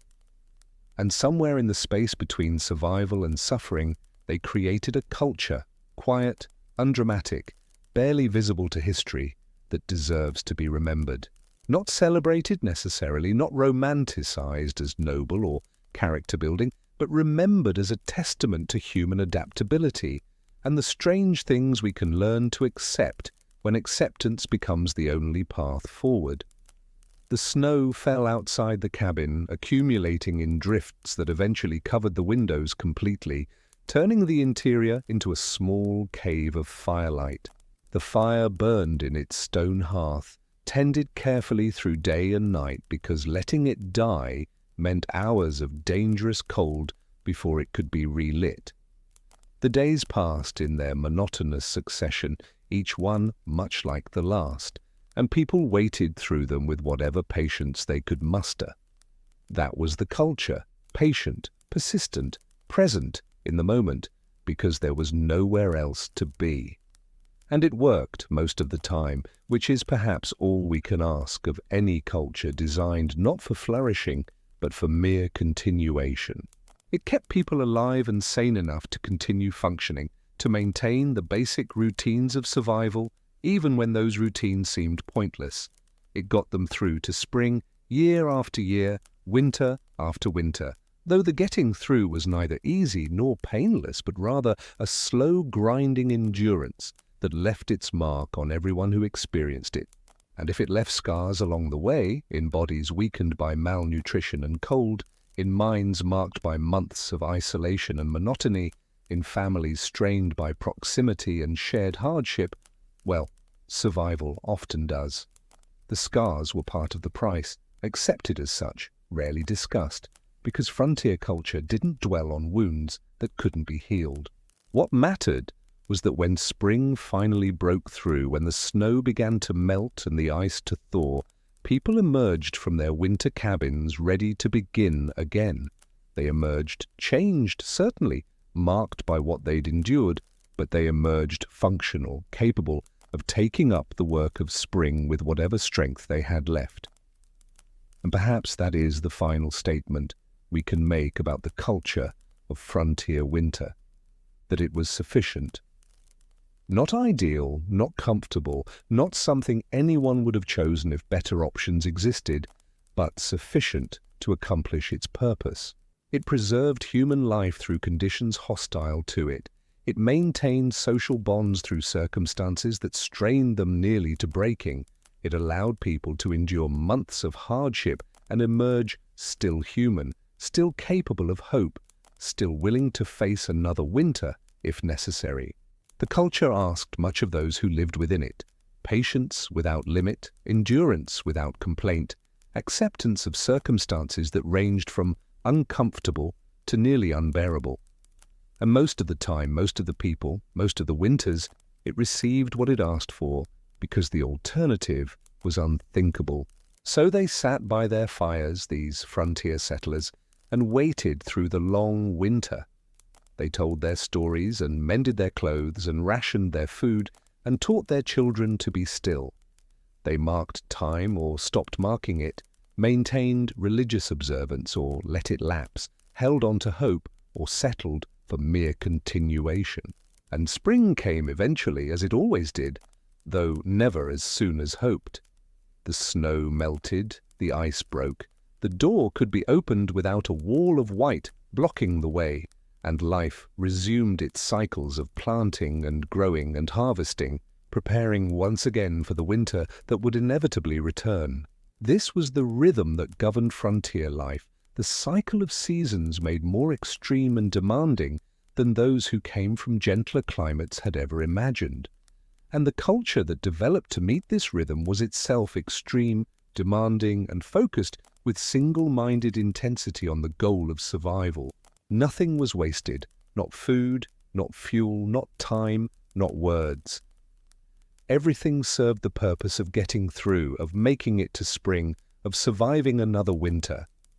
And in that economy of survival, stripped of everything except necessity, something essential about human nature revealed itself. We are adaptable beyond our own imagining. We can accept conditions we would have thought unacceptable. We can endure what we would have thought unendurable. We can wait and wait and wait through winters that seem endless and emerge on the other side, still ourselves, still human, still capable of going on. That is what the culture of frontier winter teaches us, if we're willing to listen to the whispers that emerge from cabin ruins and fragmentary records. Not that suffering is noble, or that hardship builds character, or any of the comfortable myths we tell ourselves about difficulty, but simply that humans survive, that we find ways to cope with circumstances however extreme, and that culture emerges from necessity to shape that coping into patterns that can be shared, taught, and passed on. The frontier winter culture was born of desperate need, shaped by harsh reality, and maintained by people who had no choice but to maintain it. And when we excavate their cabin sites today, when we handle the simple objects they left behind, when we read their sparse writings about those long winters, we're touching something essential about the human experience, the capacity for endurance, the stubborn refusal to surrender, the quiet heroism of simply continuing when continuation is all that's possible. The snow has long since melted from those frontier cabins. The fires have gone cold. The people who sat beside them waiting for spring are dust now, their stories mostly lost, their names forgotten except in census records and land deeds. But the culture they created through their waiting, the patterns of thought and behavior that allowed them to survive, these remain accessible to us if we're willing to look carefully at the evidence and think deeply about what it means. They remain as testimony to human resilience and human limitation both, to our capacity for adaptation and the costs that adaptation sometimes demands.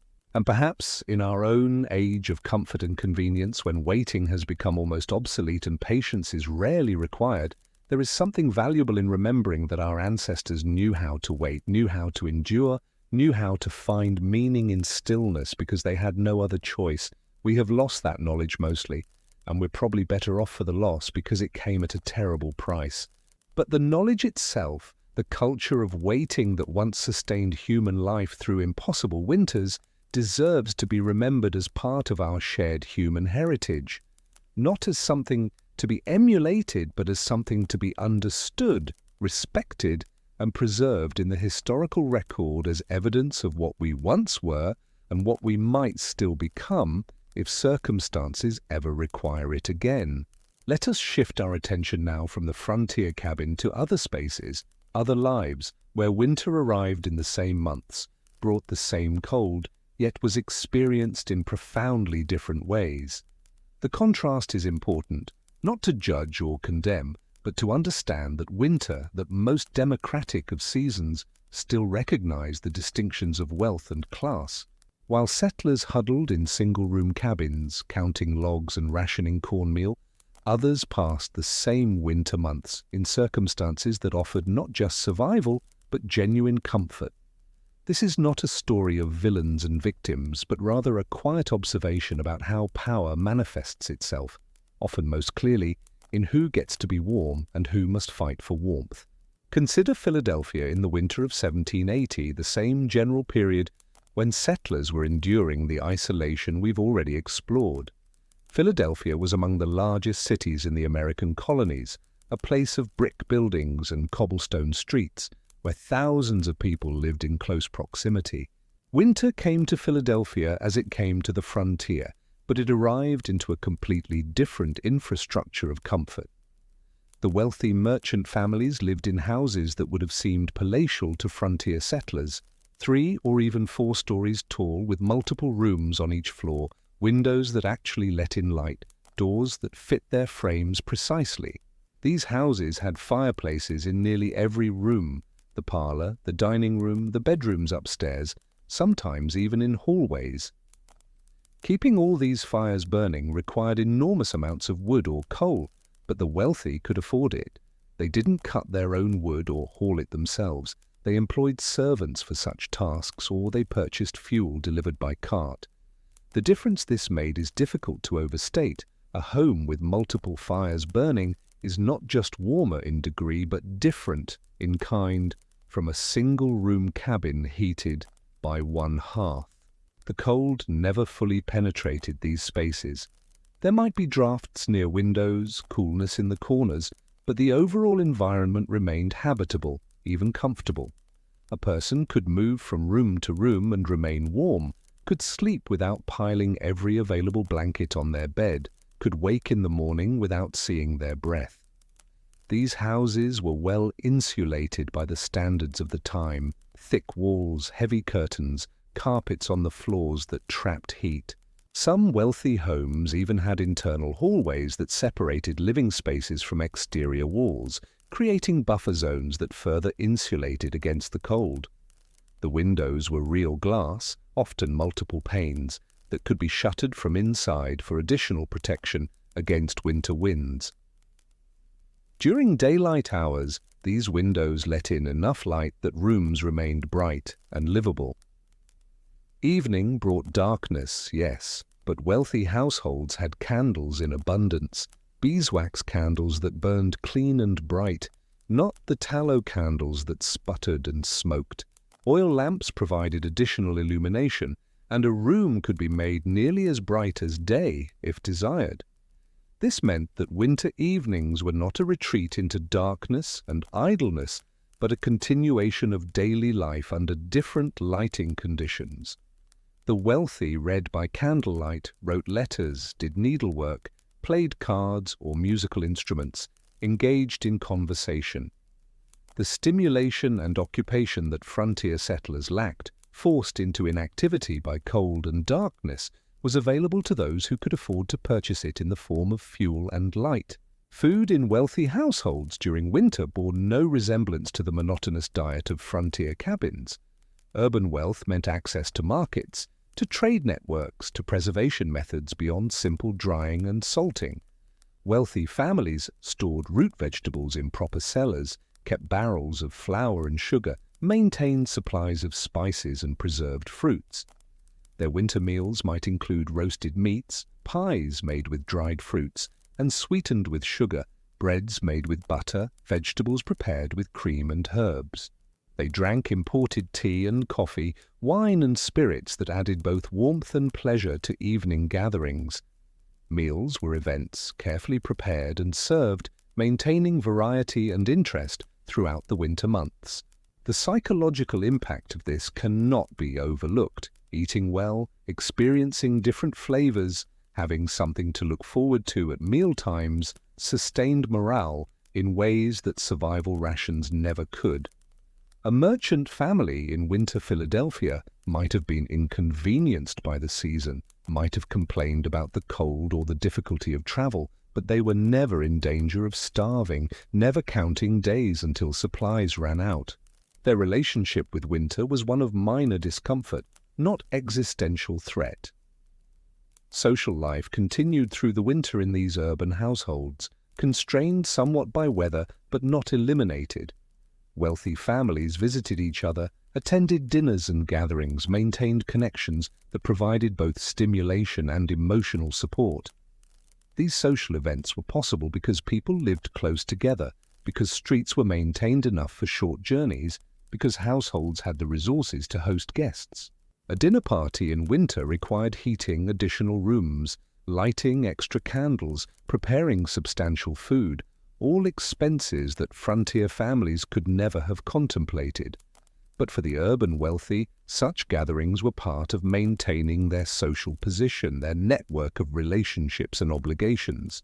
Winter might reduce the frequency of such events, but it didn't eliminate them entirely. The contrast with frontier isolation is stark. While settlers went months without seeing anyone beyond their immediate family, urban elites were never more than a short carriage ride from company, conversation, and connection. Even when they chose to stay home, they were choosing solitude rather than having it imposed by circumstance. The wealthy also had access to institutions that provided warmth and community. Churches in cities had substantial buildings with multiple fireplaces or stoves, heated for services throughout the winter. Attending church was not just a religious obligation, but a social event, a chance to see neighbors, to occupy a warm space for a few hours, to participate in communal ritual. For those with political or business connections, there were also assembly rooms, meeting halls, coffee houses, semi-public spaces that were heated and occupied throughout the winter. These spaces offered alternatives to home, places to go when cabin fever struck, opportunities for stimulation and engagement. Frontier settlers had none of this. Their world contracted to the walls of their cabin, and there it stayed until spring. Government officials, judges, merchants, professionals, the educated and wealthy classes often had work that continued through winter, but it was work performed in heated offices, courtrooms, or counting houses. A lawyer might complain about the cold walk to the courthouse, but once inside, he worked in a room warmed by a fire, surrounded by books and papers and other people. His winter was busy, filled with the same tasks and responsibilities that occupied him in warmer months. The seasonal difference was one of comfort, not of fundamental change in life's rhythm. He still had purpose, still had productivity, still had the satisfaction of accomplishment. Contrast this with the frontier settler, whose entire existence became defined by waiting, by the suspension of normal purpose and activity. The psychological toll of idleness weighed heavily on those who had no choice but to be idle. It barely touched those who remained occupied with meaningful work. Education continued for wealthy children through the winter. Private tutors came to homes, or children attended schools that were heated and operational. These children learned Latin and mathematics, read literature, practiced penmanship.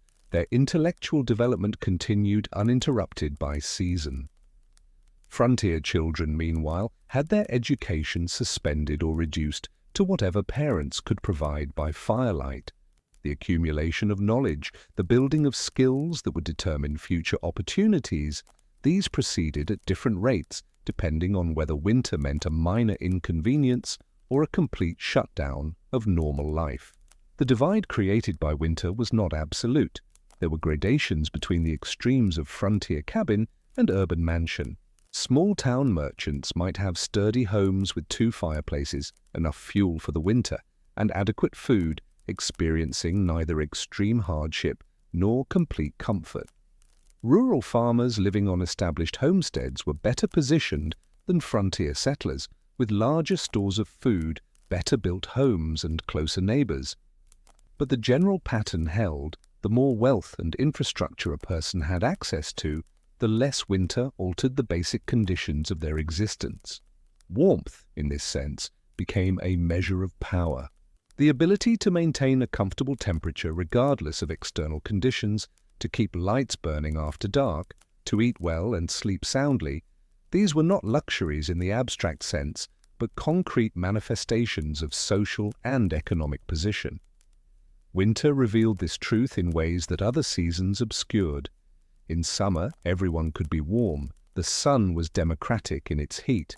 In winter, warmth became something that could be purchased, accumulated, protected, and those without the resources to do so suffered in direct proportion to their poverty. There's a passage in a letter from a Philadelphia merchant's wife, written in January 1781, that captures this disconnect perfectly. She writes to a friend about the inconveniences of winter, how her servants complain about fetching coal, how the cold mornings make her reluctant to leave her bed, how she's put off social visits because the carriage ride seems too unpleasant. She mentions, almost as an afterthought, Having heard that settlers in the Western Territories are suffering from the harsh winter, and she expresses sympathy for their hardship. But the tone is distant, abstract. She cannot really imagine what that hardship entails because her own experience of winter is so fundamentally different. To her, winter is an inconvenience. To them, it's a matter of survival.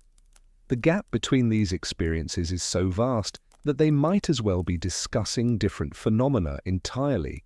The institutions of power, government, church, commerce, all continued functioning through winter in ways that reinforced existing hierarchies. Courts held sessions, though perhaps less frequently than in summer. Legislative bodies met and conducted business. Military operations might pause, but military planning and command continued. The machinery of colonial society kept running, heated by fireplaces and maintained by those who had the resources to insulate themselves from winter's worst effects. Meanwhile, on the frontier, governance was distant to the point of irrelevance. Church meant whatever private devotions a family could maintain, and commerce had ceased entirely. The frontier settlers' relationship to these institutions became even more tenuous in winter. They were governed by laws made in warm buildings by men who'd never experienced the cold they endured, served by a church whose representatives couldn't reach them through the snow, subject to an economic system that had temporarily forgotten their existence. This seasonal disconnect had consequences that extended beyond winter itself. When spring came and settlers could finally travel, could finally engage with markets and institutions again, they returned as supplicants, in debt from winter expenses, desperate to sell whatever they'd produced, powerless to negotiate favorable terms. The urban merchants and officials had spent winter maintaining their positions and connections. The settlers had spent winter merely surviving. The gap between them had widened, and it would widen further with each passing winter until some settlers gave up entirely and returned east, or died, or adapted to permanent marginalization. Winter, in this sense, was not a great equalizer, but a great divider. It sorted people according to their resources and reinforced the advantages of those who already had them. Yet we must be careful not to romanticize frontier hardship or to vilify urban comfort. The merchant in his warm house was not responsible for the settler's cold cabin, at least not in any simple, direct way. The systems that created such disparity were larger than individual choices, built into the structure of colonial society and economy. The settler had, presumably, chosen to go to the frontier, understanding at some level the risks involved. The merchant had chosen urban life, leveraging his education and capital to build a comfortable existence. Both were making rational decisions within the options available to them. The tragedy, if tragedy is the right word, was not in individual choices, but in the fact that winter revealed these choices to have vastly unequal consequences. A mistake in judgment, a run of bad luck, an unexpected hardship, these might be recoverable setbacks for the urban wealthy but could be fatal for the frontier poor. Winter compressed the margin for error until it nearly disappeared for those with the fewest resources. There were occasionally people who bridged these worlds, missionaries who chose to live among frontier settlements, government surveyors who traveled between civilization and wilderness, traders who brought goods to remote areas. These intermediaries experienced both modes of winter, and their accounts provide interesting perspectives. A missionary might spend weeks in a frontier cabin, sharing the hardship of the families he served, then return to an established town or city where comfort was available. The contrast was jarring, and some wrote about it, the strangeness of moving from deprivation to plenty within a few days' travel, the guilt of returning to warmth while knowing others remained in the cold. But most returned to comfort without comment, accepting the disparity as natural, perhaps even as evidence of divine favor or personal virtue. The ideology of the time supported such interpretations. Prosperity was often seen as a sign of God's blessing, hardship as a test of faith or a consequence of poor planning.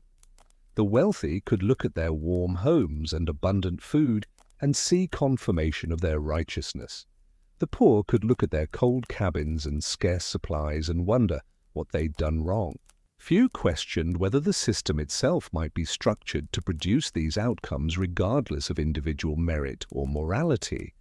Winter, then, was not just a season, but a social sorting mechanism, a test that some took in warm rooms with full bellies, while others took in cold cabins with hunger, gnawing at their resolve. The results of this test determined futures, shaped opportunities, created trajectories that would echo through generations. A child who spent winters in a heated home, receiving education and proper nutrition, would enter adulthood with advantages that no amount of frontier hardiness could overcome. A child who spent winters in survival mode, whose education was interrupted or non-existent, whose body was weakened by cold and inadequate food, started life's race from behind and often never caught up. This was how winter reinforced class divisions, not through any single dramatic event, but through the slow accumulation of small advantages and disadvantages, year after year, winter after winter. By the time spring arrived, the wealthy had maintained their position or even improved it. The poor had fallen further behind or, at best, broken even. And this pattern repeated itself annually, creating a cycle that was extraordinarily difficult to break. Some did break it, of course, exceptional individuals who managed through luck or determination or unusual circumstances to rise above their origins. But for everyone who rose, many more remained where they started or fell further. Winter was one of the mechanisms that made this so, functioning as a kind of stress test that the well-resourced passed easily, while the under-resourced struggled desperately just to survive. As we consider this divide, we might reflect on what it means that warmth, such a basic human need, could be so unevenly distributed. The technology to create warmth existed. Every hearth and fireplace was proof of that. What varied was access to the fuel that made warmth possible and to the structures that contained it efficiently. These were not technological problems, but social and economic ones, questions of who owned the forests where fuel could be cut, who had the money to purchase fuel if they couldn't cut it themselves, who had the time and resources to build well-insulated homes. Winter exposed these inequalities with brutal clarity, turning abstract economic differences into concrete experiences of comfort versus suffering. And perhaps that's the real story of winter on the frontier versus winter in the cities, not that one was hard and the other easy in any absolute sense, but that they represented different relationships to the same season, relationships determined largely by factors beyond individual control. The settlers waited in their cold cabins because they had to. The wealthy waited in their warm homes because they could. Both were waiting for spring, but the quality of that waiting, the psychological and physical toll it took, differed so dramatically that they might as well have been enduring different seasons entirely. One winter was dangerous, the other merely inconvenient. One winter threatened survival, the other threatened only comfort. One winter left scars that might never fully heal, the other left nothing more than memories of mild discomfort.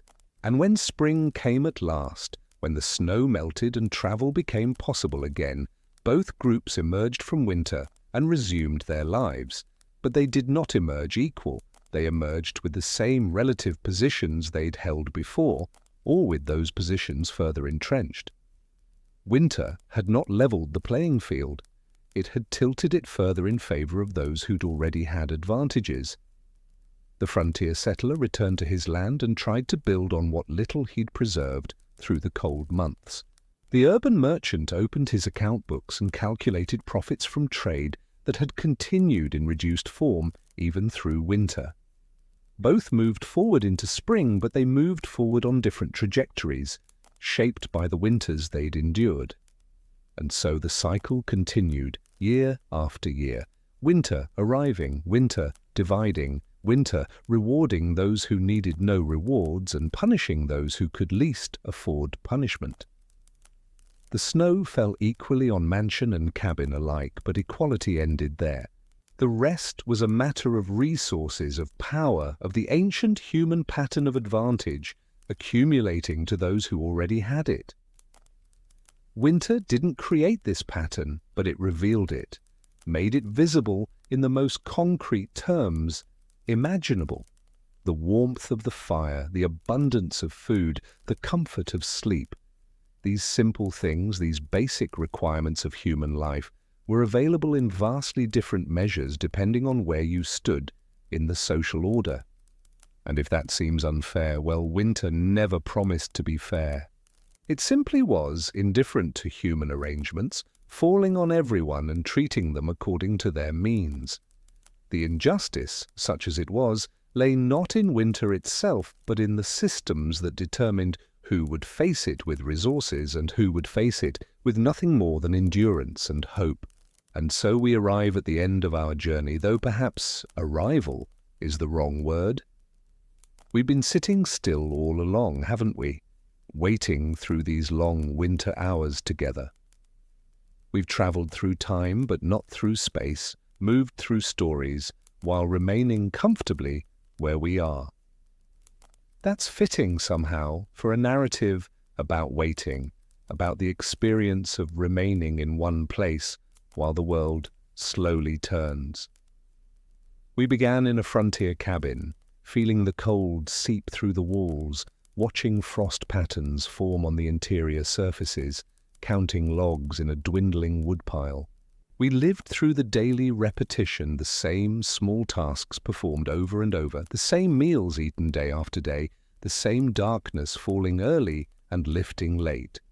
We felt time become strange and elastic, days losing their individual character, weeks blurring into an undifferentiated grey expanse.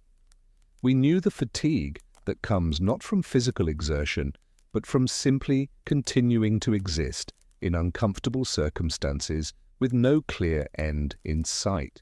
Then we followed Sarah Kemble Knight through her unexpected winter isolation, watched her journal entries grow shorter and flatter as the season wore on, saw how even an educated, capable woman from the city found herself reduced to the same basic struggle, keeping warm, staying fed, maintaining sanity through sheer persistence. Her story reminded us that winter's grip was indifferent to background or preparation, that intelligence and resources could delay hardship, but not eliminate it entirely. She waited just as the poorest settler waited, maybe with slightly more comfort, maybe with better understanding of what she was experiencing, but still fundamentally powerless against the season's duration. We drifted then into something more abstract, the culture that emerged from all this waiting, the ways people adapted psychologically to conditions that couldn't be changed physically. We looked at cabin archaeology and saw choices made for survival rather than comfort. Low ceilings, small windows, everything designed to trap heat and minimize fuel consumption. We thought about time without clocks, about how days lost their definition when there was nothing to distinguish one from another. We considered the food that sustained bodies but offered no pleasure, the silence that pressed in from all sides, the internal strategies people developed to cope with monotony and isolation. We asked questions that have no clean answers: how many broke under the strain, how many adapted versus how many merely endured, whether acceptance of these conditions was strength or resignation. The mysteries remained mysterious, as they should, because the inner lives of frontier settlers left few traces in the historical record. Finally, we turned our attention to contrast, to those who experienced the same winter months in circumstances so different they barely resembled the same season. We saw warmth purchased and maintained, saw comfort taken for granted, saw how winter could be an inconvenience rather than a threat when resources were sufficient. We noted how this divide reinforced itself year after year, how winter became not an equalizer but a sorting mechanism that rewarded those who already had advantages and punished those who could least afford punishment. We observed all this without anger or judgment, just the quiet recognition that human societies have always distributed comfort unequally, and winter made that inequality impossible to ignore. Now, here at the end, what can we say about it all? What did we learn from sitting with these long-ago winters, from inhabiting these cold spaces in our imagination? Perhaps we learned that survival is not always dramatic, that endurance often looks like simply sitting still and continuing to breathe.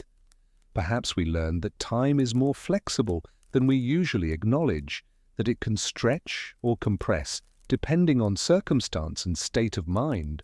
Perhaps we learned that humans are capable of adapting to remarkably difficult conditions, not always gracefully, not always without cost, but adapting nonetheless. Or perhaps we learned nothing we didn't already know, and the value was simply in the noticing, in paying attention to experiences that history usually passes over quickly on its way to more exciting events. The people we've been thinking about, the settlers in their cabins, Sarah Kemble Knight stranded in Dedham, the families who developed cultures of waiting, they're all gone now, of course. The winters they endured ended eventually, followed by springs and summers and then more winters. Their lives continued or didn't, their struggles resolved or didn't, their suffering left marks or faded without trace. Most died without fame or recognition, their names appearing only in census records or land deeds if they appear at all. Their cabins rotted back into the earth, their possessions dispersed or destroyed, their stories untold except in the most general terms. What remains is the knowledge that they existed, that they faced winters that wouldn't end, that they waited through darkness and cold and came out the other side, or didn't, and were replaced by others who tried again. There's something both sad and comforting about that, isn't there? Sad because their suffering was real and hard and often pointless. Many of them struggled for years only to fail, to give up and return east, or to die on the land they'd tried to claim. But comforting because it reminds us that difficulty is not new, that humans have always faced hard seasons and found ways through them, or haven't, and been replaced by those who did. We're not unique in our struggles, whatever those struggles might be. We're part of a long continuity of people dealing with circumstances we didn't choose and can't control, doing our best with what we have, waiting for conditions to improve. The frontier winters we've explored were particularly harsh, particularly isolating, particularly long, but they were not unprecedented in human experience, and they won't be the last difficult seasons humans endure. As you lie here now, perhaps in darkness, or in the dim light of a screen, perhaps comfortable in a warm bed, or at least somewhere that isn't actively threatening your survival, you're living in a completely different world from the one we've been imagining. Your winter, if you're experiencing winter at all, is moderated by heating systems that work without constant attention, by electric lights that banish darkness at the flip of a switch, by food security that frontier settlers couldn't have imagined.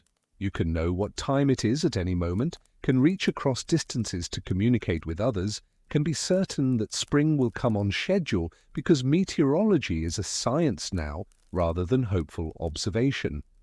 The gap between your experience and theirs is vast, not just technological but psychological, a fundamental difference in relationship to the natural world and to time itself. And yet perhaps there are still moments when you understand something of what they felt. Perhaps you've known waiting that seemed endless, not for winter to end, but for other things, for illness to heal, for situations to resolve, for pain to diminish. Perhaps you felt time slow down in uncomfortable ways, days becoming identical and meaningless, the future uncertain, and the present unbearable but bearable because there's no alternative. Perhaps you've learned, as they learned, that endurance is not heroic, but simply what remains when all other options are exhausted. If so, then maybe these old stories have something to offer beyond historical curiosity. Maybe they remind us that patience is ancient, that waiting is not weakness, that continuing through difficulty is achievement enough even when it produces nothing else. The settlers didn't need to be heroes, they just needed to wake up each morning and face another day. Sometimes that was enough, sometimes it wasn't, but they tried anyway. We can honor that trying without romanticizing it, can recognize the difficulty without claiming to fully understand it, can remember the waiting without pretending we know how it felt in any complete sense. As we finish this quiet journey through winter's longest nights, as we prepare to return to our own time and place, it seems right to acknowledge the comfort of where we are. We've been exploring discomfort, yes, but we've been doing so from positions of relative safety and ease. We can think about cold cabins while remaining warm, can consider food scarcity while having plenty, can imagine isolation while remaining connected. This distance is necessary. It allows us to consider these experiences without being traumatized by them, but it's also a kind of privilege that the people we've been thinking about didn't have. They couldn't step away from their winters into warmth and plenty. They had to live through every cold hour until the season finally released them. So perhaps we owe them something, not pity, which would be condescending, and not admiration, which might be excessive, but simply acknowledgement. They were here, they struggled, they waited through winters that wouldn't end, and they survived or didn't. Their experience was real and hard and theirs, and it shaped the world that eventually became ours. The frontier they settled, the communities they built during the brief warm months between winters, the patterns they established through their persistence, these things rippled forward through time and contributed, in small ways, to the present we inhabit. We are, in some distant sense, the spring they were waiting for, not personally, not directly, but as inheritors of what they began. The land they struggled to claim is settled and comfortable now. The communities they founded have grown into towns and cities. The wilderness they feared has been tamed and subdivided and turned into something manageable. Winter still comes, of course, but it comes differently, announced by forecasts, managed by technology, endured with confidence that it will end on schedule. We've mastered winter in ways they could only dream of, and in doing so, we've perhaps lost some understanding of what winter actually is. A force indifferent to human wishes, a season that teaches patience because it cannot be rushed. But on nights like this, when we're still and quiet and willing to listen, maybe we can touch something of what they knew. Maybe we can feel for just a moment what it meant to wait without certainty, to continue without guarantee of success, to sit by a fire and watch darkness press against the windows and know that morning will come, but spring might not, or might come too late. It's not a comfortable feeling, but it's a real one, and there's value in sitting with it briefly before we return to our insulated lives.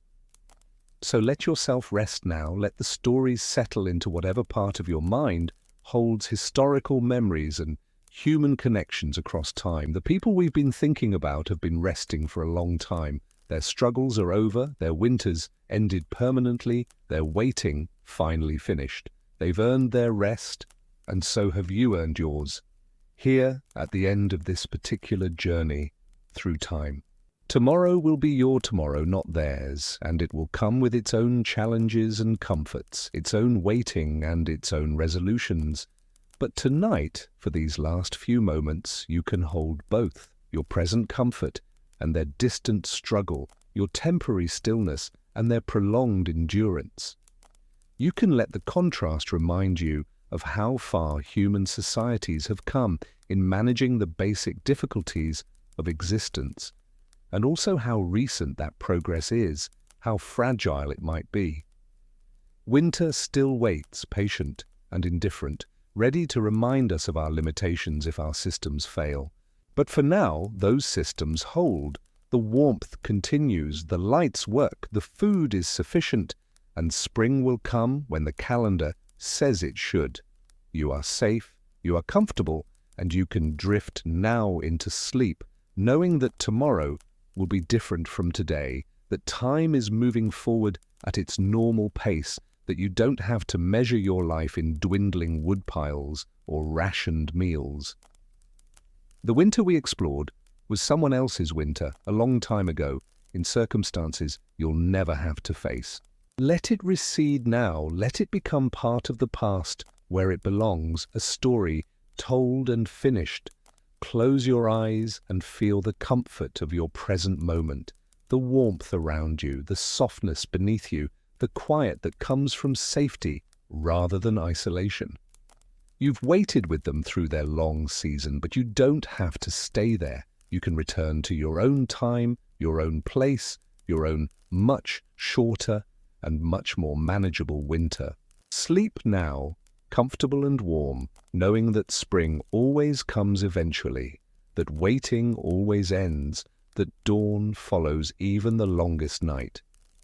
The frontier settlers knew this too, held on to it through their darkest hours, and they were right. Spring came, as it always does.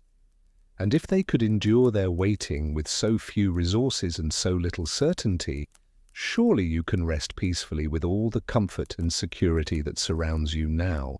Let go of the cold and the darkness, let go of the frontier and its struggles, let go of everything except the gentle certainty that morning will come and you will wake to it, refreshed and ready. The winter that wouldn't end, it ended, after all, for them and for you. Rest well in that knowledge and sleep deeply through this short and manageable night. The story is finished. The waiting is over, and you, unlike those frontier settlers, can wake whenever you wish to a world that's warm and bright and full of possibilities they could only imagine. That's your gift from their struggle. The comfort to rest without fear, to sleep without keeping one eye on the fire, to trust that tomorrow will be better than today. Accept it gratefully, sleep peacefully, and when you wake, carry forward some small memory of those who waited in the cold so long ago. They would want you to be warm.